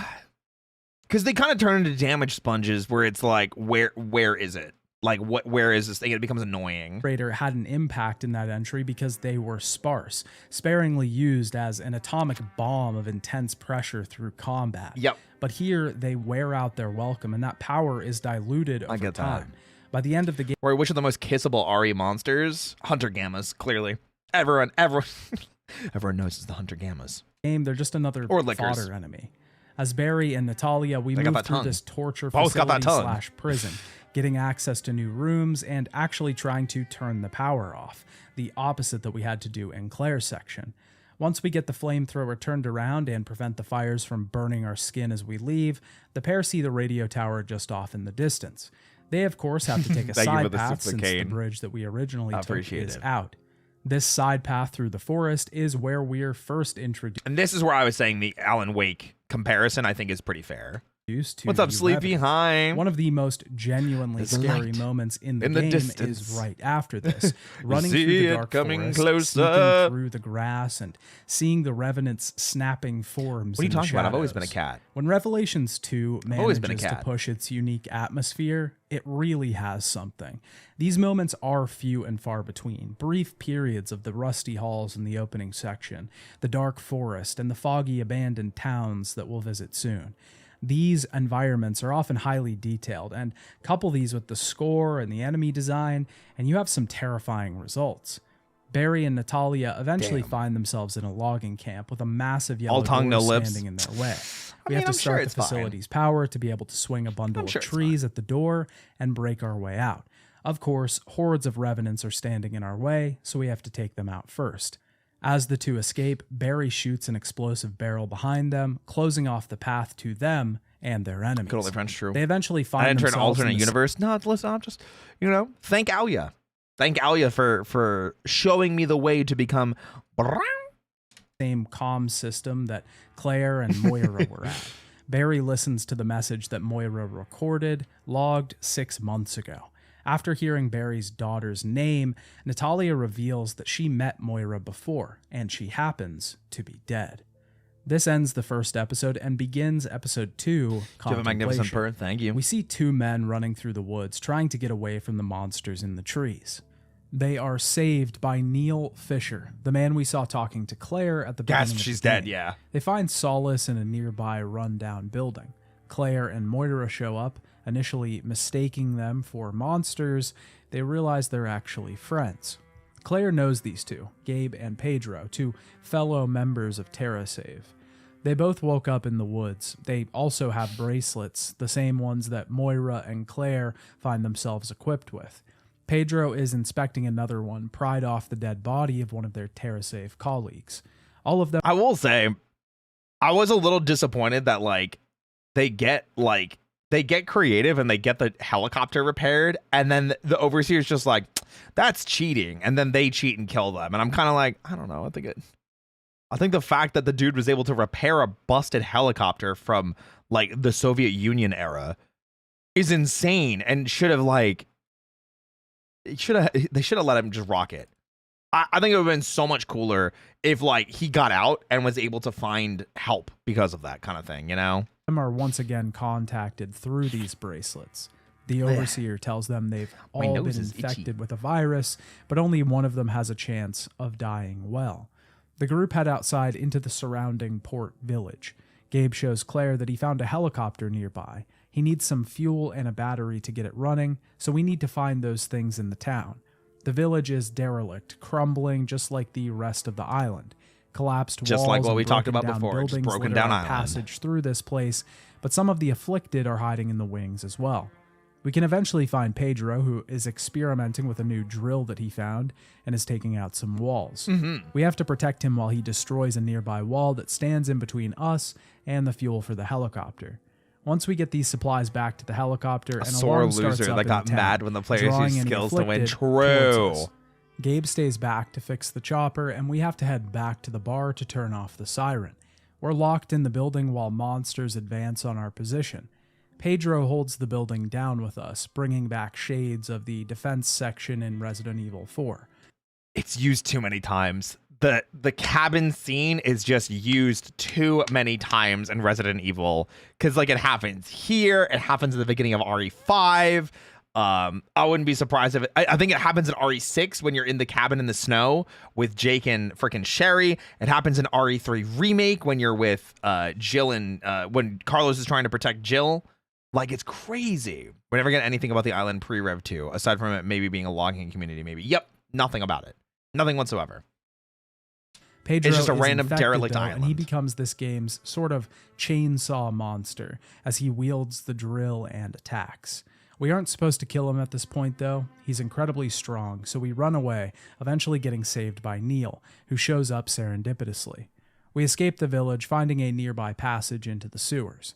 The group talks about this new Solid set virus. piece thing is It staying in the seems to house. respond to fear. Sometimes. Something the bracelets on their arms monitor as they experience these terrifying ordeals. Neil also makes the mistake of bringing up Barry Burton in front of Moira, who she absolutely hates. You're Barry Burton's girl, right? Your dad's in the BSAA? Do me a favor, and don't put Barry and me in the same sentence. We aren't really sure what caused the rift between them at this point. We're only sure that it's there. Before the group was attacked, Pedro had taken apart one of the bracelets and traced the signal to somewhere high up. When Probably the Claire tower. and Moira and Neil emerge from the tunnels, We never really get to explore the tower proper, do we? Because like when Barry and Natalia go there, they run into fake or like old Alex, infected Alex, and it's like, they leave immediately. see a massive just tower realized further that. inland on the island. This becomes their new goal, to find the Overseer there. But Neil doesn't seem keen on heading to the tower right away. Yeah. Bad idea. We should wait for dawn. By dawn, we might all end up like Pedro. It's true. The clock's ticking, Neil. This journey brings us into a larger town. Weaving through the streets, we are eventually attacked by a group of afflicted. Neil decides to stay back and hold them off while Claire and Moira get to escape. We head through some buildings. They grab coulda a just made shotgun, it. And see Natalia, the girl we know from Barry's chapter. It is always really funny to me, and I always pointed that out. And I think from that point, I was always suspicious of Neil too, where it's like, why didn't he just stay with us? We literally could have just ladder camped, running into a building. you know? She is also equipped with a bracelet, meaning that she is not immune to the Overseer's games. In this building, we solve a puzzle utilizing the two-character system to block one of the doors from closing, leaving a small opening that we can head through. We get access. I don't remember if there's ever like a reason why it's Natalia, because like Natalia she's just from Terra Grigia, and was at something, but like kidnapped because she wasn't at the thing that Neil was at, so she was on the island before, I'd imagine. Taking Alex's word for it. Nope, nothing specific. Yeah. Because Natalia also feels like she comes out of nowhere. Because we don't get Natalia's backstory at all, do we? I don't remember it, at least. Access to an apartment building where we eventually find Natalia cowering in the shadows. Oh, and then people complain about this with like Claire being bad with children after the whole thing with Sherry, and I'm like, it's a different scenario, you know. And to be fair, if you play Resident Evil 2, Claire did literally grab Sherry by the wrist and went, "Wait, I'm not trying to attack," like forced her, you know? Claire tries to comfort her Yeah, to no TK. avail, and Moira, seemingly knowing what it's like to be a scared child, has just the right words for her. She gets Natalia to join them, following them through the next few rooms. Her parents died in Terra Grigia. I know that much, but I'm saying, like, why was she on the island? Was she here? How much longer was she here comparatively to Claire and Moira? Like, what happened in the 6 months interim between Moira and Claire's story? Oh, she was in stasis, I forgot, from Alex's BS. A large group of afflicted lies ahead, though, so she has to stay back, and we have a new mini-boss to fight.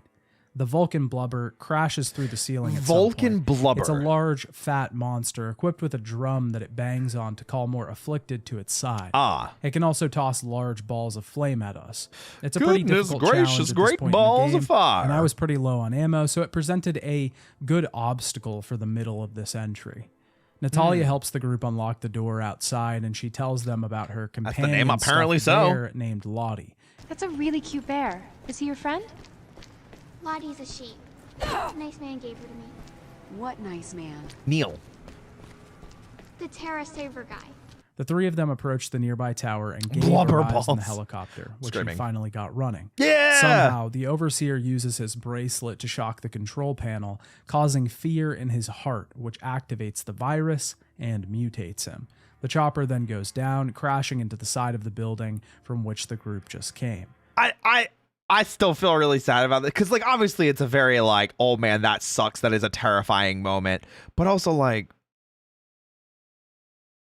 I'm just saying, man, he repaired a helicopter. Let him have some fun. In the shuffle, Natalia ran away somewhere. And with this, we switch back to Barry, where Natalia is telling him about their attempt to reach the tower. This then becomes their goal as well, to also head to the tower and retrace Moira's steps. Once again, this is a fine concept in Great theory, graphics. It was a very nice looking game. Probably would have worked better just from Barry's perspective. Natalia's backstory is in her personal episode, Little Miss. Not sure if you have it though. Oh yeah, we didn't play any of the extra ones. We only played the actual story. Hopefully he goes over it. I'd love to know it. The game could have focused on him, trying to find Moira and retracing her steps. As we reached each area she was at, we could see flashbacks to her and Claire getting through these areas. This would have made us not have to retread so much ground throughout the entry. Yeah. Barry and Natalia head through the forest, and we have some forced stealth sections. More taking out stealth. revenants in the woods. More stealth. They eventually arrive at the port town, and we're introduced to a new type of enemy that really shakes things up in terms of gameplay. It's Shia's favorite enemy, guys. Shia's favorite enemy in every single co-op game that we've played together. This enemy is called the Glasp, and it bends the light around it, making it appear invisible. Truly, it looks like a massive flying bug. Since it can make itself invisible, though, Barry cannot see these enemies. Natalia can, though, meaning that we have to use the two characters together to try and fight this thing. We can either swap to Natalia to see where the enemy is and swap back to Barry to fight it, or we can watch Natalia as she points at the enemy and try to line up her shot. We can also listen to Natalia's directions as she tells Barry where to adjust his shot. No, more right! More right! There, shoot! Keep going! No, more right! Either way we choose to go about this, it is an intense experience. The buzzing sound of the Glasp as it creeps ever closer, the shrieks from Natalia as she warns us of its approach. These things suck. Yeah, there, shoot. I hated these things. They I like the concept, but like the execution was really bad. The whole thing is a terrifying experience, one that is executed perfectly, and one that I don't know about executed perfectly. I like the idea. I don't like the execution because of later. And especially in the co-op. Like, if it's single player, I can kind of understand it more. But, like, yeah. is wholly unique to this entry. It doesn't feel like another Resident Evil experience. It doesn't feel like it's trying to recreate something from the funniest and easiest way I dealt with it was just switching to Natalia and throwing a brick at it. Oh, yeah, because you can see it, and then I think it loses its visibility or invisibility, right? Past just doing something entirely new. There are moments where these things don't fit, and they become more cumbersome than terrifying. There we go. Okay, good. But those are few and far between when compared to the moments that they do work. There's one particular moment that the monster is used in a later chapter when we are moving through a lab full of revenants in tubes. We have to shoot into the wind to try and find the Glasp, but missing a shot means firing directly into one of these tubes, freeing the revenant and making the battle more difficult. Barry and Natalia move through the town and retrace the steps that Claire and Moira took. On the way, we learn that Natalia was actually taken to a TerraSafe facility in the last 6 months. And then from there, taken to here. That's where I want to know more, because I don't remember. I don't think I've ever actually played the Little Miss scenario. The pair head through the apartment building, Barry eventually having to push the crashed helicopter out of the complex.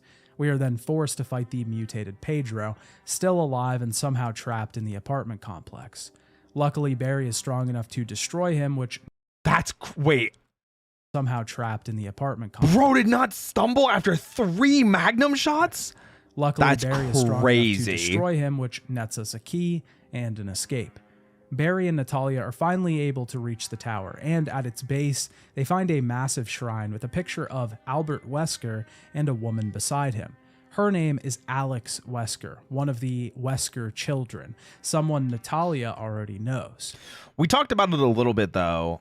I'm kind of glad that we do finally get another Wesker child, because we basically hear from Wesker and then from Spencer and then from other random files in between those games that Wesker was basically the only Wesker child that was a success. And we find out that that is not necessarily true, but it's just that Wesker was the only one that kind of stayed there and did things. This is the Overseer. She introduces herself, now a massive monster attached to an oxygen mask and covered in bandages. Yeah. We then begin episode 3, jumping back to Claire and Moira, who find a note on the tower's front door. It is weird. It's from Neil, and he tells them to head to the factory. I'm honestly not sure where to put this complaint or nitpick, but I have to put it somewhere. In this game, there is a sound effect that plays every time your character picks up a steel sort of garage door. This happens a lot in this game, but the sound effect for this action either has a sound that is very similar to a smoke alarm or literally is the sound of a smoke alarm. This same sound effect was used in the first Revelations game, and I forgot to note it in that video, but this time around it was just so loud and grating that I couldn't not notice it. I was like, what is he talking about? Well, I don't remember. Yeah, let me hear.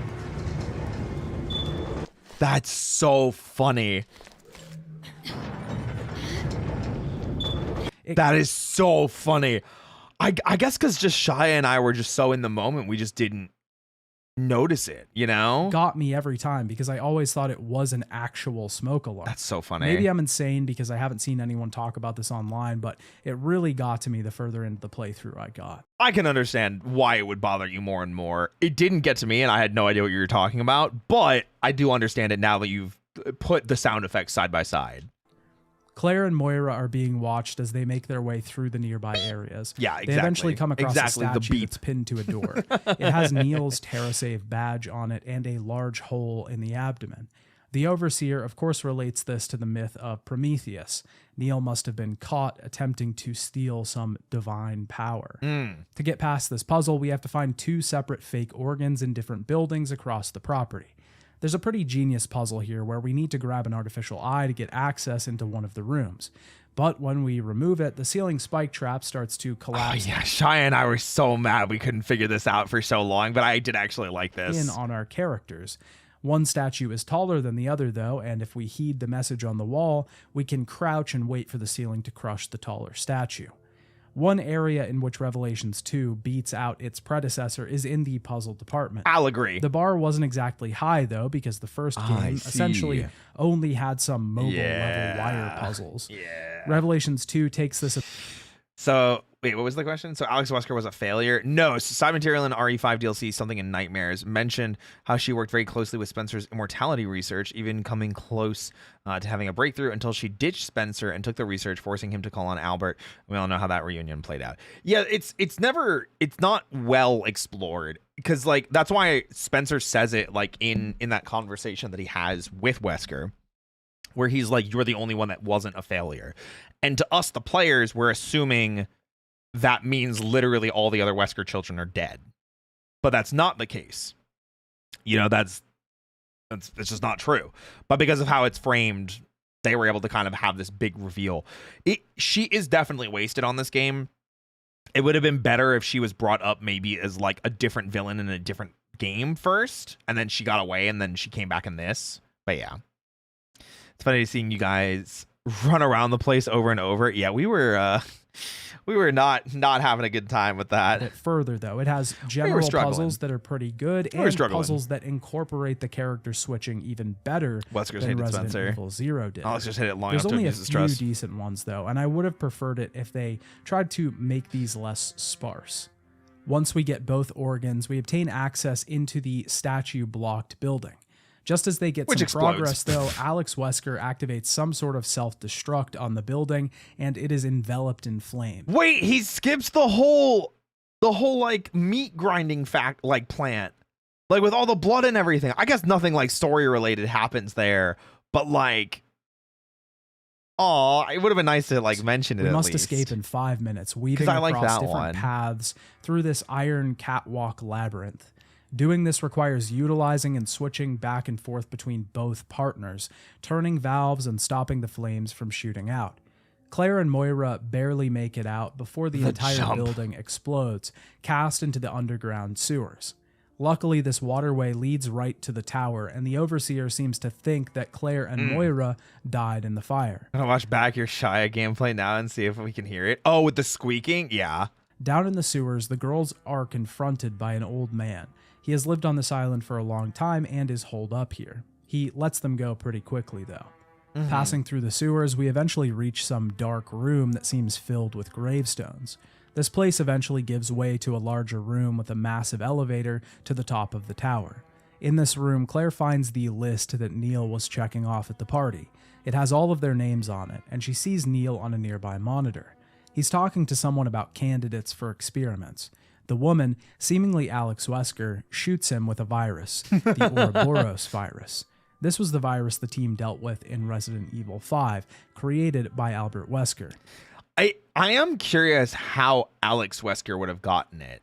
I mean, like, obviously Ouroboros was then also used to, I think, create the C virus as well. Like, there were pieces of it used, but it's like, I would have liked some sort of jump, because, like, this is, what, 2 years after Resident Evil 5? So it's like, damn, you know? Wild Thing, thank you for the raid. Welcome in, guys. We're going over the recap of Resident Evil Revelations 2, part of my revisit of the entire mainline series Resident Evil games. So come in, let's have some fun. Hi. But Alex accuses Neil of being a puppet of Morgan Lansdale, the antagonist from the first Revelations game. This is, I will say, this definitely sucked. I really wish they just didn't relate it to Revelations 1 here. I think it was completely unnecessary. He was double-crossing them all. Outside, Claire and Moira attempt to get on the elevator, but find Neil Axel, thank you for the follow. Welcome infected with the Ouroboros virus. He realizes he's about to change, that he made the wrong choice, that he failed, but he's also lost in the power that he's just obtained. Neil transforms into a tyrant-like creature, and we have a boss battle. This fight is probably the closest this game gets to having a tyrant fight, and it's actually pretty great. It is, I will say, definitely a good fight. I enjoyed this one. Neil jumps around the arena and charges at us. We can cause him to run into the explosive canisters around the room, which causes him to be doused in flame. He attempts to put these flames out by standing underneath a broken water pipe, but this causes his heart to reveal itself, and we can shoot the pod to do higher damage. This fight can be pretty challenging, but once we do defeat him, the two women head up the elevator. Neil isn't dead, though, and grabs Moira, causing Claire to stab him in the eye, pushing all of them out of the box. He attacks Claire, and at this point, we have two options. We can either mash the action button so that Claire picks up the weapon and shoots him, or we can switch to Moira and have her grab the weapon and shoot.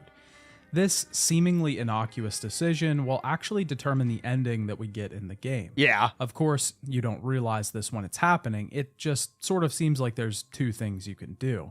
But regardless, this will come back later, and during my playthrough, I accidentally sent myself on the bad ending. Yep, and I didn't remember this because it had been a while since I had played. So seeing that Claire had to mash for the gun instead of making Moira do it was very interesting. Apparently 5 was supposed to have a tyrant-esque fight. They repurposed it for this. Oh, interesting. I think it would have been cooler if Wesker became a tyrant. I think that would have been cool. Moira has flashbacks while she's crawling towards the gun, but eventually overcomes her fear of weapons and saves Claire. Alex Wesker is watching over them once again, with Natalia as a prisoner, locked into some sort of machine. Take care. Have a good one. We then jump over to Barry's story once again, where the grotesque, mutated Wesker rips off her mask. Barry asks her about Moira, but gets the answer he didn't want to hear, that his daughter is dead. The afflicted begin to attack, dead set on taking out Natalia. Barry holds them off and shoots at the ceiling to get some separation. Mashing button makes sense for showing the struggle of shooting said gun. I agree. Between for them once. And the enemies. After the two get out, Natalia is too injured to walk, so Barry has to carry her through the building ahead. On the way, Barry talks about his relationship with his daughter and how they fought a lot. He owns up to the fact that he was a bad father. One day, Barry forgot to lock up his guns, and Moira accidentally shot her own sister. Polly survived, but Barry didn't handle the situation properly and blamed his daughter. This caused a rift between the two, which explains the constant arguing that we see from Moira's side. Constantly. Barry and Natalia head back through the sewers and eventually find the old man who confronted Claire and Moira. He's gone now, and he had Moira's cell phone. She had left a last message on her phone apologizing to her sister and father, saying goodbye for a final time. Barry and Natalia eventually end up in a sewage treatment That choice plant. is cool. Here we I have wish it was more obvious, like, to what causes the good ending versus what causes the bad ending, because it does feel like shit to like get the bad ending like unintentionally. But yeah, I agree. So knowing it's 6 months, imagine if Moira Biddy is still around. Biddy?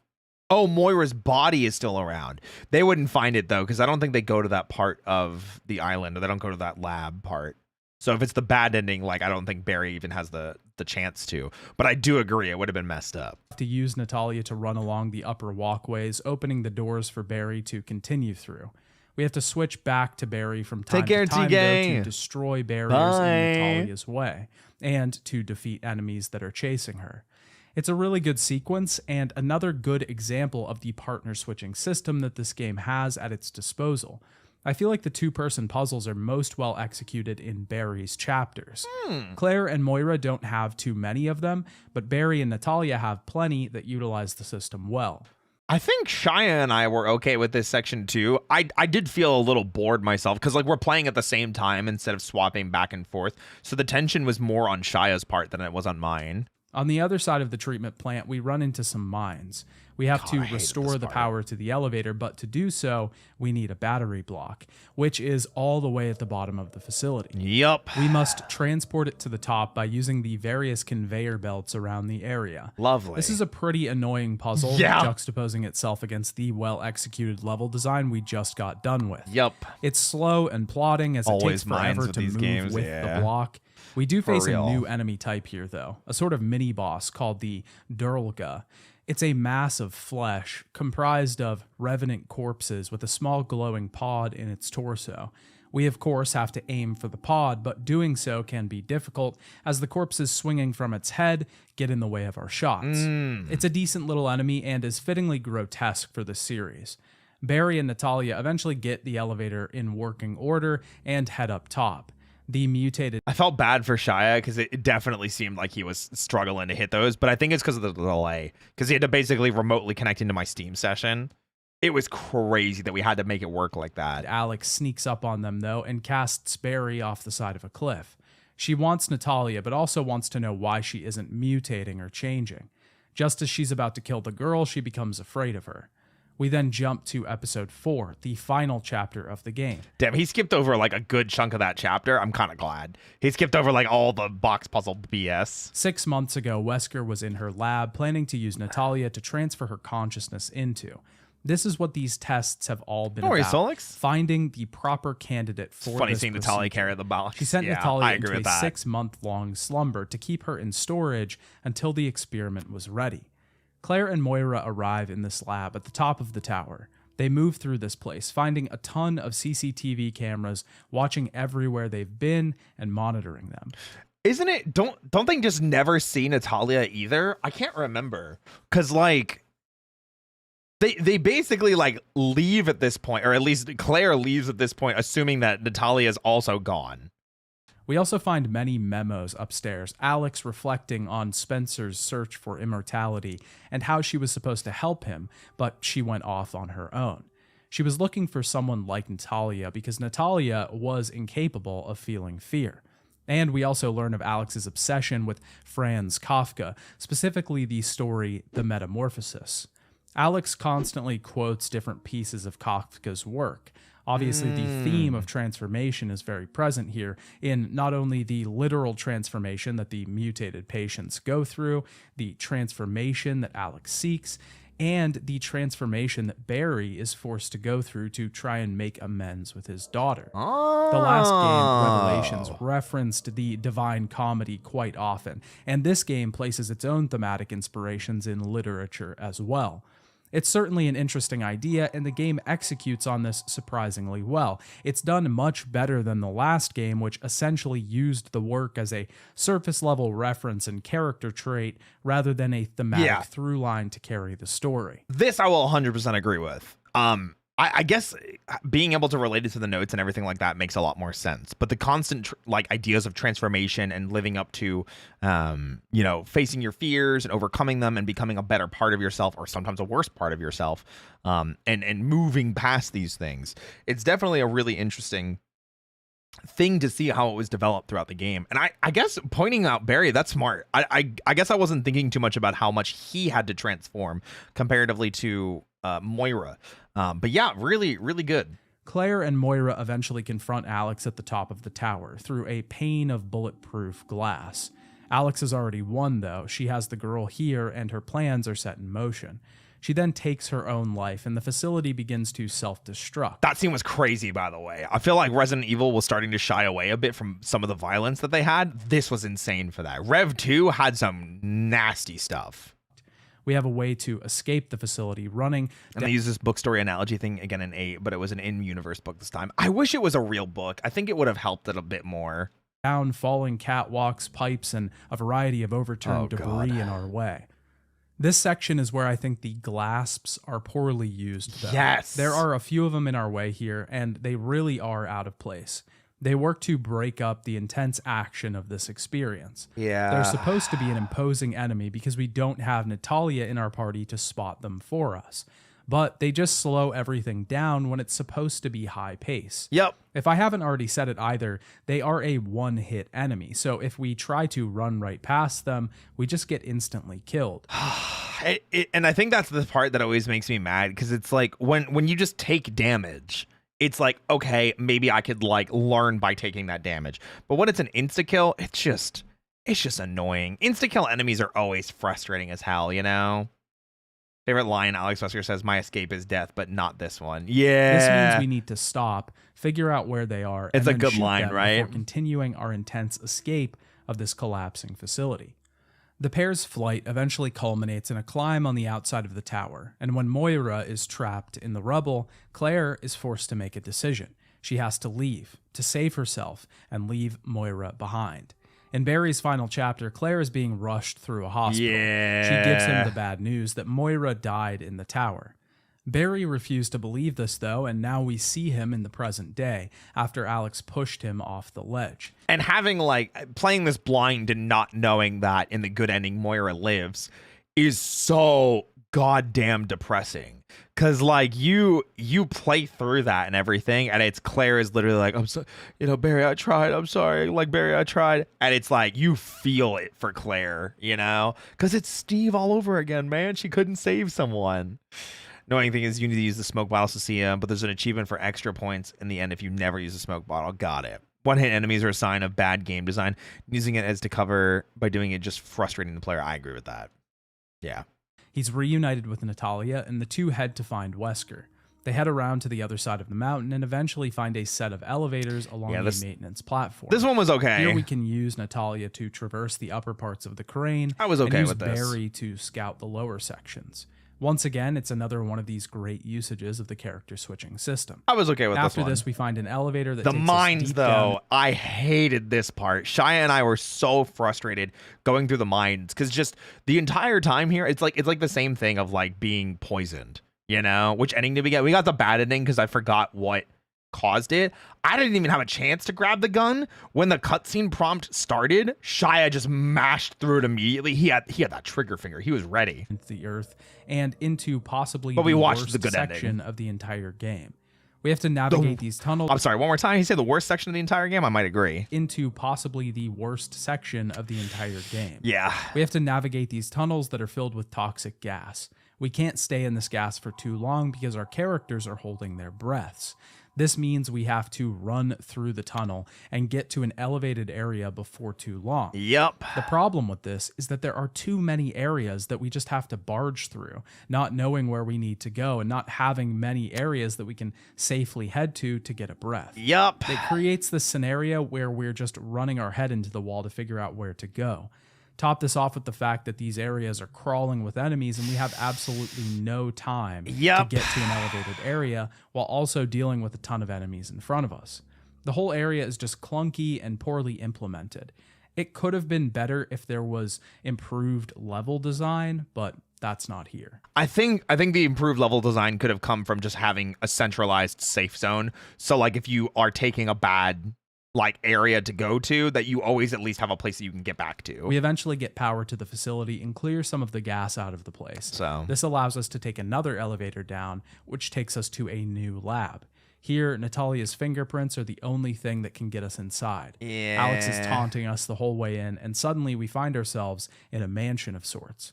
For the finale, we get this classic setup, having to find a key to unlock a variety of doors in a mansion and gain progression. I liked this in concept. I did not like this in execution because it felt like they were just trying to pander to Resident Evil 1, and it kind of felt like it didn't fit here. It's like, I enjoy it. And then you play it and you're like, this feels weird and out of place. It feels like a huge throwback to classic Resident Evil entries, but honestly, when we get this in the finale chapter, the last 30 minutes of the game, it just feels sloppily implemented. Thank you! Yes, we're in the same mindset of that. We definitely have the same mindset here. And honestly, it makes me realize that we could have just had something like this for the entire game. Yeah! Something I would have much preferred. Downstairs, we find the testing. Can you imagine if like episode 1 is like you wake up in the prison and you have to escape the prison, and then by episode 2 or beginning of episode 3 you end up in the mansion? Can you imagine how much cooler that would have been? How much better it would have been than the freaking mines? Man, being done here. Would have been They so were much using better. a resurrected version of the Ouroboros virus combined with their new T-Phobos virus to create something devastating. Yeah. We have one last stand against these monsters and finally gain access to the underground tunnels here. This was hard too, because we were just running all over the place, and Shia ran out of ammo even with the upgraded weapons, which was insane. Their walls are lined with dissected baby dolls and a tortured Lottie, the bear that Natalia grew attached to. We eventually get access to the final lab where the mutated Alex is using another virus to transform herself further. As she starts to transform, she speaks to her late brother, Albert Wesker. She never wanted the same thing as him. She wanted to transcend humanity. I understand how you felt now, Albert. Albert. It's not enough to live. The way she says it is just so goofy. Want to transcend. She mutates into a strange beast, walking on all fours, more spine than she is human. She attacks us around this arena, utilizing the air ducts to maneuver around. She throws different materials at us, either creating a black smoke that obscures our vision, or a toxic gas that prevents us from breathing. Is that what Natalia's purposes was in this fight? Because I felt like Shia and I kind of kept pointing her out. We have to do damage to Wesker's face and hopefully get her on her back so we can target the pod on her chest.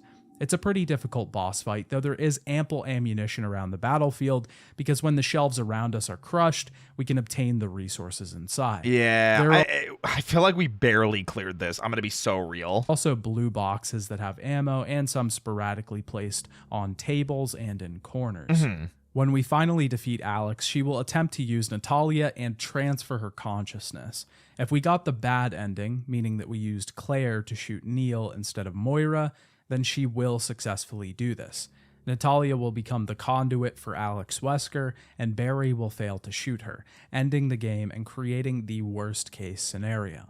If we used Moira earlier, then we get the good ending. Moira shows up and uses her gun to take out Alex before she can transfer her consciousness into Natalia. The three of them manage to escape to the edge of the island, but Wesker still pursues. Luckily, Claire arrives on a helicopter and snipes Alex, and the group is saved. I do love that. It is funny to see Moira just show up out of nowhere, and I'm sure one of the DLCs is her side of it. It's like Moira's side and then Natalia's side. Barry decides to finish this off, though, using his signature magnum to blast Alex into oblivion. We get one final section where Claire covers Barry, and she delivers the finishing blow with a rocket launcher to take out the monster. Classic Resident Evil style. Barry walks out of the smoke with the sun on the horizon. We get our idyllic ending over the open waters in a helicopter. Barry and Moira make up on the vehicle, and he seemingly decides to take Natalia in, raising the girl. Of course, as his own. she's a fucking burden.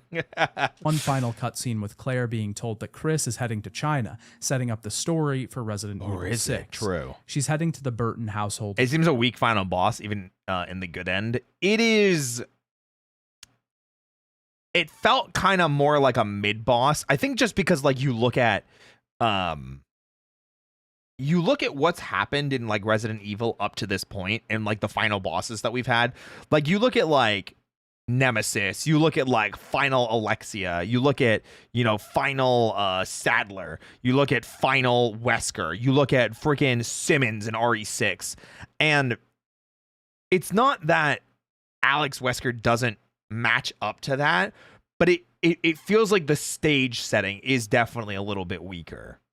With a gift. Natalia is reading a book in her room. Seemingly, not everything from Wesker is gone in her. This is the end of Resident Evil Revelations 2, for the main game at least. The story is pretty sparse considering the game's runtime. A lot of the cutscenes are pretty short, but what it does do with its short coverage is actually pretty good.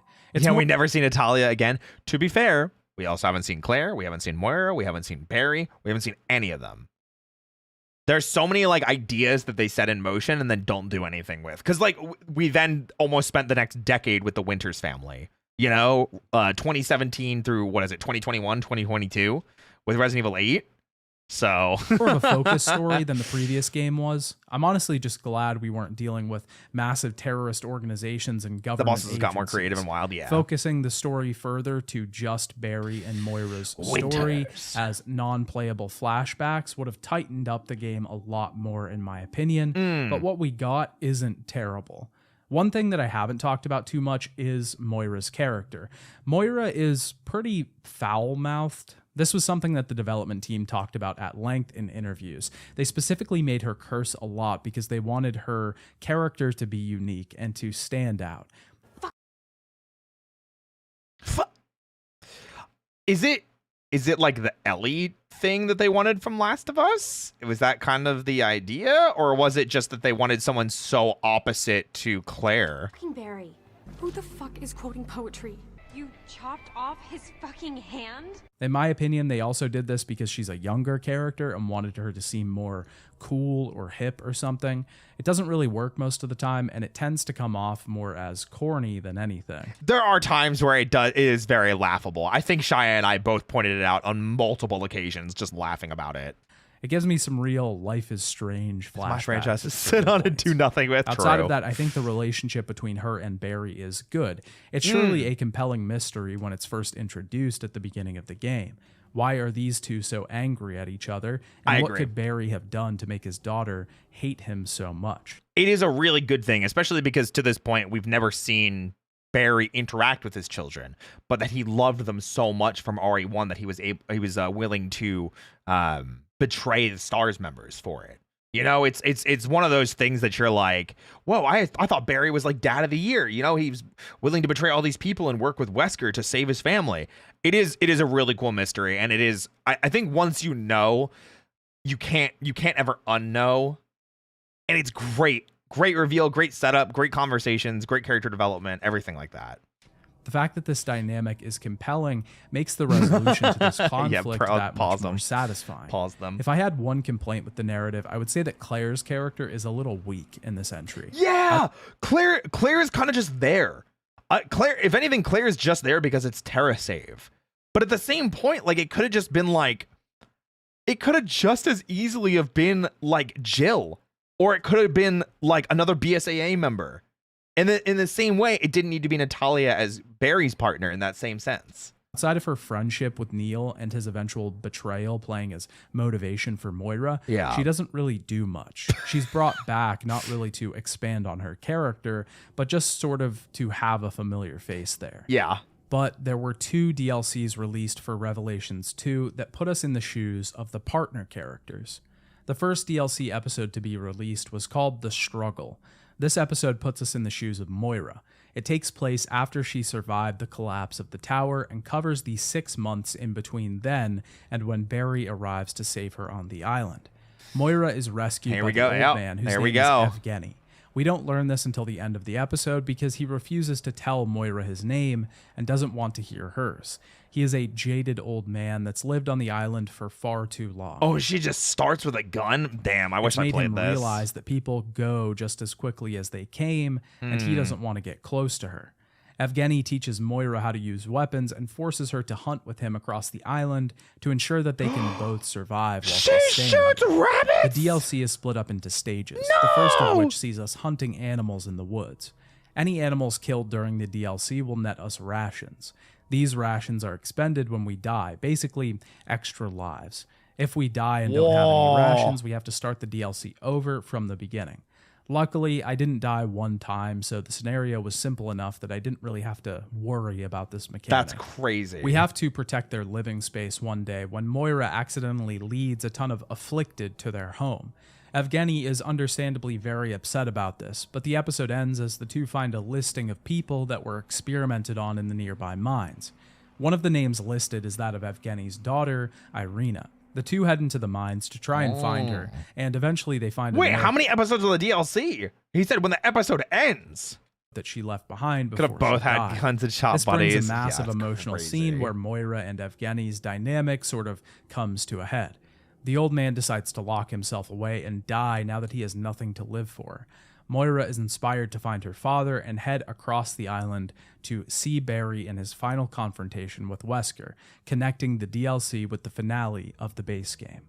The second DLC is titled Little Miss and sees us playing Natalia as she is taunted by a dark vision of herself, seemingly some remnant of Alex's consciousness, trying to manipulate her into allowing Alex to transfer her consciousness into her body and give up her struggle.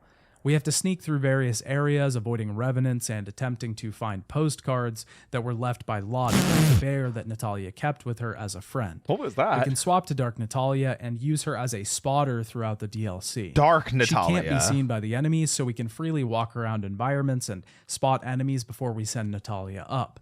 We do this 3 times before Natalia realizes what Alex is up to. Her plan fails, and Natalia wakes up finding herself on the shore, about to meet Barry, linking this DLC up with the beginning of Barry's chapters of the base game. These DLCs are what I would call fine, but mostly unnecessary. They're incredibly short and really not worth the trouble unless you're super concerned about these holes in the story. Wait, but it still doesn't go into Natalia's backstory? If that is the case, then I've just told you about them anyways, so I guess that doesn't matter. Yeah, I guess not. The Natalia DLC is very cumbersome because the stealth system in the base game wasn't very good when it was optional, so now that it's mandatory, it's really annoying to interact with. It's not only frustrating. What's up, Valerie? Welcome in. It doesn't work properly, but it's slow because enemies take so long to pass the areas that you need them to. There's a lot of waiting, and none of it is particularly intense or impactful. Before I give my final thoughts on Revelations 2, I need to talk about one more extra raid mode, right? Revelations introduced raid mode to the series, and Revelations 2 has its own raid mode, completely overhauled and upgraded to provide longevity to the game. Before I get into the details, I have to say that I loved the raid mode in the first Revelations. It was a really interesting evolution of the Mercenaries formula, and in some ways surpassed certain iterations of the minigame. Revelations 2 is even better, taking everything that the previous system did and fine-tuning it. In this raid mode, we can move through sets of levels, each with a variety of enemies for us to face. We fight off these enemies in waves until one of them drops a key, and that allows us to move on to the next area.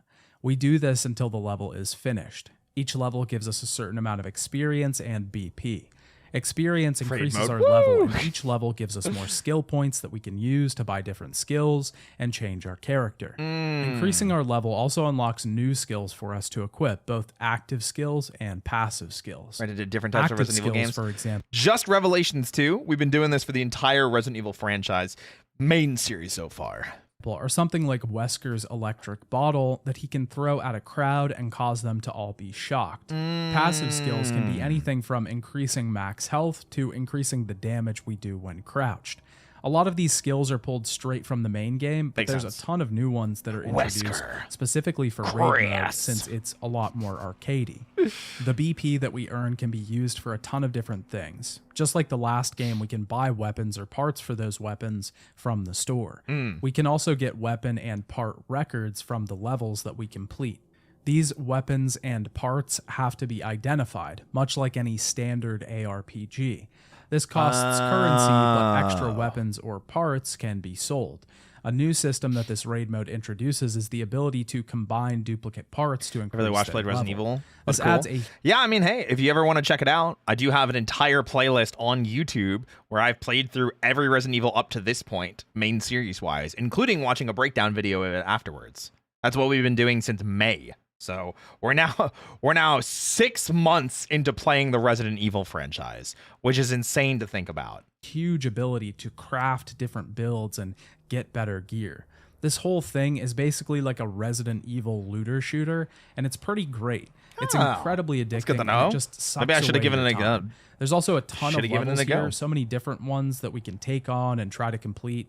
Just like last time, we get medals for completing the level in certain ways. If we complete the area at or below the recommended level, if we defeat months is all very solid enemies, back. and if we don't use any healing items, then we get medals for each. It's crazy too to think about, because like we started it in like early mid-May, and we're still not going to be done for another month because we have to play 7 next week, then watch the video on 7, then play 8 the following week, and then watch the video on 8 the week after that. So we still have 2 more Resident Evil games. It's going to be crazy. If we do all 3 of these in one go, then we get an extra medal for the completionist effort. These medals actually serve more of a purpose than just giving us extra experience and BP, though. Collecting these medals allows us to unlock further sets of levels. We can complete each set on a harder variety for a bigger challenge. It's and basically for just more do better, rewards. get more stuff. I just can't even express how damn fun this mode is. That's I good to just know. kept playing it over and over again. I imagine that when the game came out, this would have just With the been Trails an insane franchise. value. Been out for 2 The years at this original point. raid mode had the I've never played problem any of them. being a bit too grindy. I for do want to do that with Dragon Quest at some point, though, but it's just oh, that's a lot of Dragon Quest games. my taste. You know? The core system was really well executed, but the balance was just a bit off and made it a little repetitive. Raid Mode 2 is not that grindy, at least not in the beginning. There's a lot more leeway here, and it honestly just makes the progression so much more smooth. Okay. There's a decent variety of characters, though it's nothing like previous games. The map variety is huge, though. There's actually a ton of maps from Resident Evil 6 in here, which I found pretty Hey. refreshing. And that It is the same engine. You know, it's the same, because this came out after RE6, so they had all the assets. So they probably could just port over things as needed. should be surprising, especially with how much of a Resident Evil 6 hater I was. Still, these maps work pretty well in this arcadey mode. The whole thing is fantastic. I could see a ton of people putting a lot of time into this mode when the game was released. Even I did today, not, 'cause it's I a didn't play fun this when little it came action out. mode that gives the player a ton of room to play around with builds, characters, and weapons. One of my favorite mercenaries/raid mode games in the entire franchise. Okay. Resident Evil Revelations 2 Now we get is a into the end of very it. strange game. It doesn't really fit Strange. into the larger Resident Evil franchise. I did make anywhere. sense. It doesn't even really feel like Fits it so well with the fits announcement of in 9 too. this Exactly. subseries. Sure, it was trying to be more of a survival horror game, and I do think it succeeds in that effort. It's more terrifying than Revelations 1, and it manages to create a better atmosphere with less focus on action than the first game did. Yeah, Rev 2, like, it definitely leaned into the horror aspect more, because, like, in Rev 1, I feel like the only horror stuff is, like, right at the beginning. Like, when you're first getting onto the Queen Zenobia, and then it kind of ditches it for backtracking and monster fights, and that's it, you know?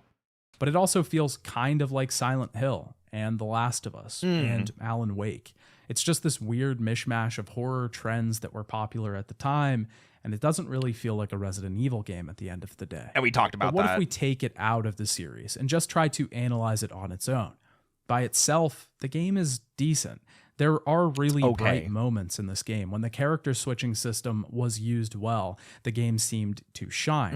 For a moment, the clouds opened, and I could see a sliver of what the team was originally going for. I could see a sliver. That's crazy. There was something there. The initial interest in this system was correct. It was a good path to travel down, but it's not utilized enough in this entry to really feel like they take the idea all the way. The enemies at certain points also feel like they have something going for them.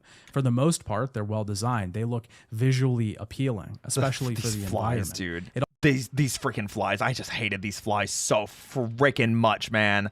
I just hated them. It all feels like it clicks together, and the game feels like one of the grimiest entries in the series. It feels like rust-peeled walls, waterlogged floors, rotting floorboards, and sinking rooftops. That atmosphere and tone is evoked incredibly well in the game. The enemies reflect this tone. Terrifying creatures, products of torture and manipulation. True experiments in their own right. People pushed to the edge of humanity until they are nothing more than a shade infected with viruses. It's true. Speaking of environments, these generally look great as well. In the context, I was actually surprised. A lot of the environments do look really good. Like, that's why I was saying I was sad that he skipped the slaughterhouse section, because I thought that generally was creepy. You know? The spin-off title for a larger franchise, they actually shocked me with the amount of detail, especially in areas that weren't traversable, only meant to be viewed from afar. The story is a bit hit or miss. Some parts of it work. The relationship between Barry Burton and his daughter, for example. It's great. I like the idea of turning the concept of Burton on its head. Yeah. Barry was a family man the first time that we saw him. He did everything in the first game for his family. That was essentially the only thing we really knew about him. Yep. But now that's what I we talked see about him before again, too. and he's doing the same thing, but his daughter is old enough to form her own opinions. It's a strong subversion of the expectations you carry around Burton's character. But a lot of the other stuff in the campaign is just weak. I never really felt invested in Wesker as a villain. The problem here definitely helped that it wasn't a system like the 3DS. Yeah, I think not having to use the scanner all the time really freaking helps. The ears were the first thing I'd noticed. I don't know what you're talking about. That's crazy. Is just that she isn't even really introduced until the last chapter of the game. This is supposed to be the big reveal, but we don't have a ton of experience with this character, other than overseer calls through the bracelets. Yep. If you were really paying attention, then you would remember her being referenced in Resident Evil 5, but that's it. And a lot of the story really just feels like filler. This game could have been pared down considerably, or at least, like I said, focus the story on Barry and his efforts to find his daughter. This would have allowed the team to iron down some of the systems and make the game feel more focused overall. They probably didn't want to just focus on Barry though, and honestly, it hurts Claire in some capacities too. And I don't think Claire's bad in this game, but I do think that she is misused because she just doesn't really get to do anything except for be a badass survivor, feel guilty for leaving Moira in the end, and her bullshit with Neil. I'm like, that's it. But they didn't want to bank on Barry being the character. When the game is weak, though, it's really weak. Some of the gameplay sections were incredibly infuriating. The introduction sequence in the prison was so cumbersome. Trying to leave this place just felt like it wasn't supposed to work.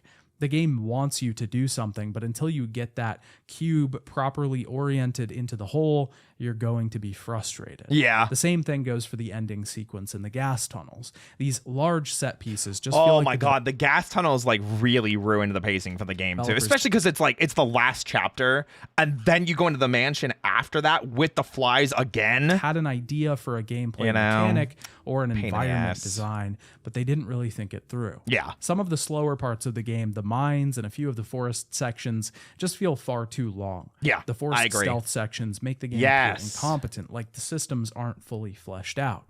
Revelations 2 had nothing that I really enjoyed from the first game, but it also had so much that the first game didn't have that I absolutely loved.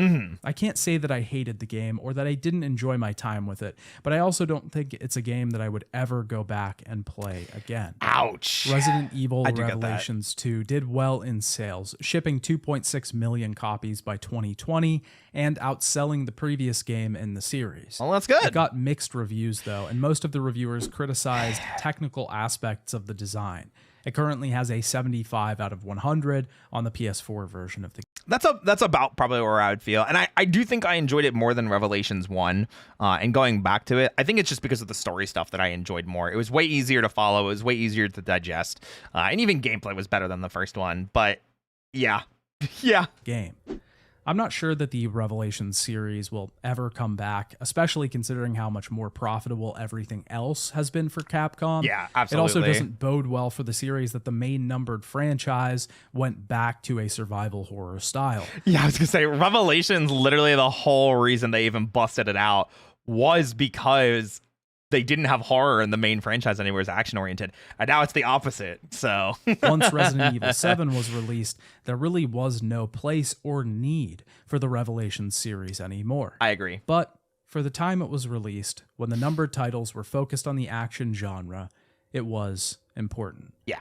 Before I can say that I've reviewed every Resident Evil game, I need to cover one more spin-off series. Oh. But I'll talk about that next time. Is he going to cover Outbreak? Oh.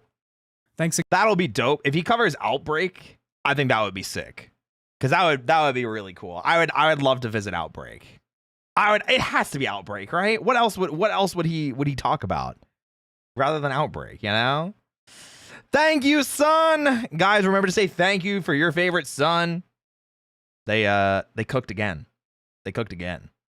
Great video. Agree with mostly almost everything that he said. So, great stuff. Great stuff. All right, we're going to head back to chatting for a moment. Shkapow! And we'll go ahead and get some musica. That was fun. Good video. I'm glad that we are kind of... It feels so weird that we've played 14 games in the Resident Evil franchise so far. 14 games. And we've only got 2 left now. Resident Evil 7 and Resident Evil 8, the 2 most recent games to come out. Yeah, we've been through the ringer with these games. And now we're going to get into games that I think people are probably more familiar with. You know, Resident Evil 7, so many people are familiar. Resident Evil 8, so many people are familiar with it because they've come out so recently, which I think is super cool. I'm really, really excited to get into more of the current Resident Evil. You know what I mean? I am really excited for that. I cannot wait to get back into everything. It's going to be super fun. It's going to be super fun. So, when's Operation Raccoon City? I platinumed that game. I'm never touching it again. Okay? I'm never touching that game again, Tree. I platinumed Operation Raccoon City. Did Roy get a new haircut? Maybe.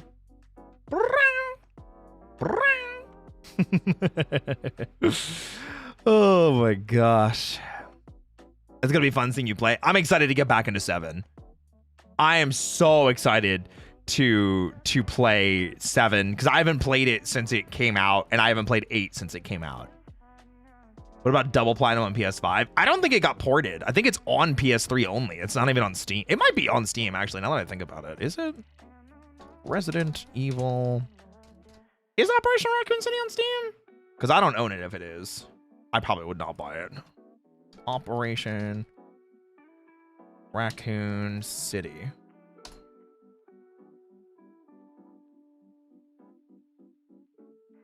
Wait, the DLC is, but the game itself isn't? Wait, what? Did the game get removed? Yeah, it's no longer available on Steam! Wait, that's insane! I didn't know that! It has like a note on the Steam page. It says Resident Evil Operation Raccoon City is no longer available on the Steam store. We are aware of an issue that some customers may be because it needed games for Windows Live, which got shut down. That's why. Yeah. Oh my God, I didn't even think about that. Well, that's insane. That is actually crazy. That's insane. Well, here we are. Here we are. Well, either way, guys, thank you so much for hanging out with me and joining me for another Resident Evil retrospective. Very, very happy to get back into the franchise and almost be done with it. We'll be done by the end of November. with the Resident Evil franchise in terms of the main series, which will give us just a couple months before Requiem comes out. You know? It's really, really, really cool. The future sucks, Mr. Roy. No, it doesn't, because we get to spend time with one another. Think of all the stuff in the future that we get to do together. Guys, thank you so much for the awesome stream. We're going to raid into Nayuta Umbridge from FSP. They're playing Unpacking, which Unpacking is super fun. It's like a puzzle game where you're trying to unpack stuff as you move. It tells a little fun story. So go send some hype and some love. Remember to follow rules in Nayu's stream and be kind, always rewind. I want to say thank you to Aoya again for these amazing cat ears. I was really happy to finally get to use them. For those of you that don't know, I'll be back tomorrow. Envy and I are going to be joining up with one another, and we're going to be giving a bunch of content creation advice. If you guys have not already checked it out, let me pull up the tweet real quick. Envy, I'm going to pull up his tweet. Oh, he's got it pinned. Perfect. Oh, super easy to find. So if you guys have not already checked it out, there is the tweet where you guys can ask questions. Envy and I are going to be answering a bunch of different questions. So if you guys want to check it out, please feel free to. That way you can kind of see what it is that we're doing. We're going to be answering a ton and going deep into content creation, advice, VTubing, voice acting, everything that we know anything about. So, yeah.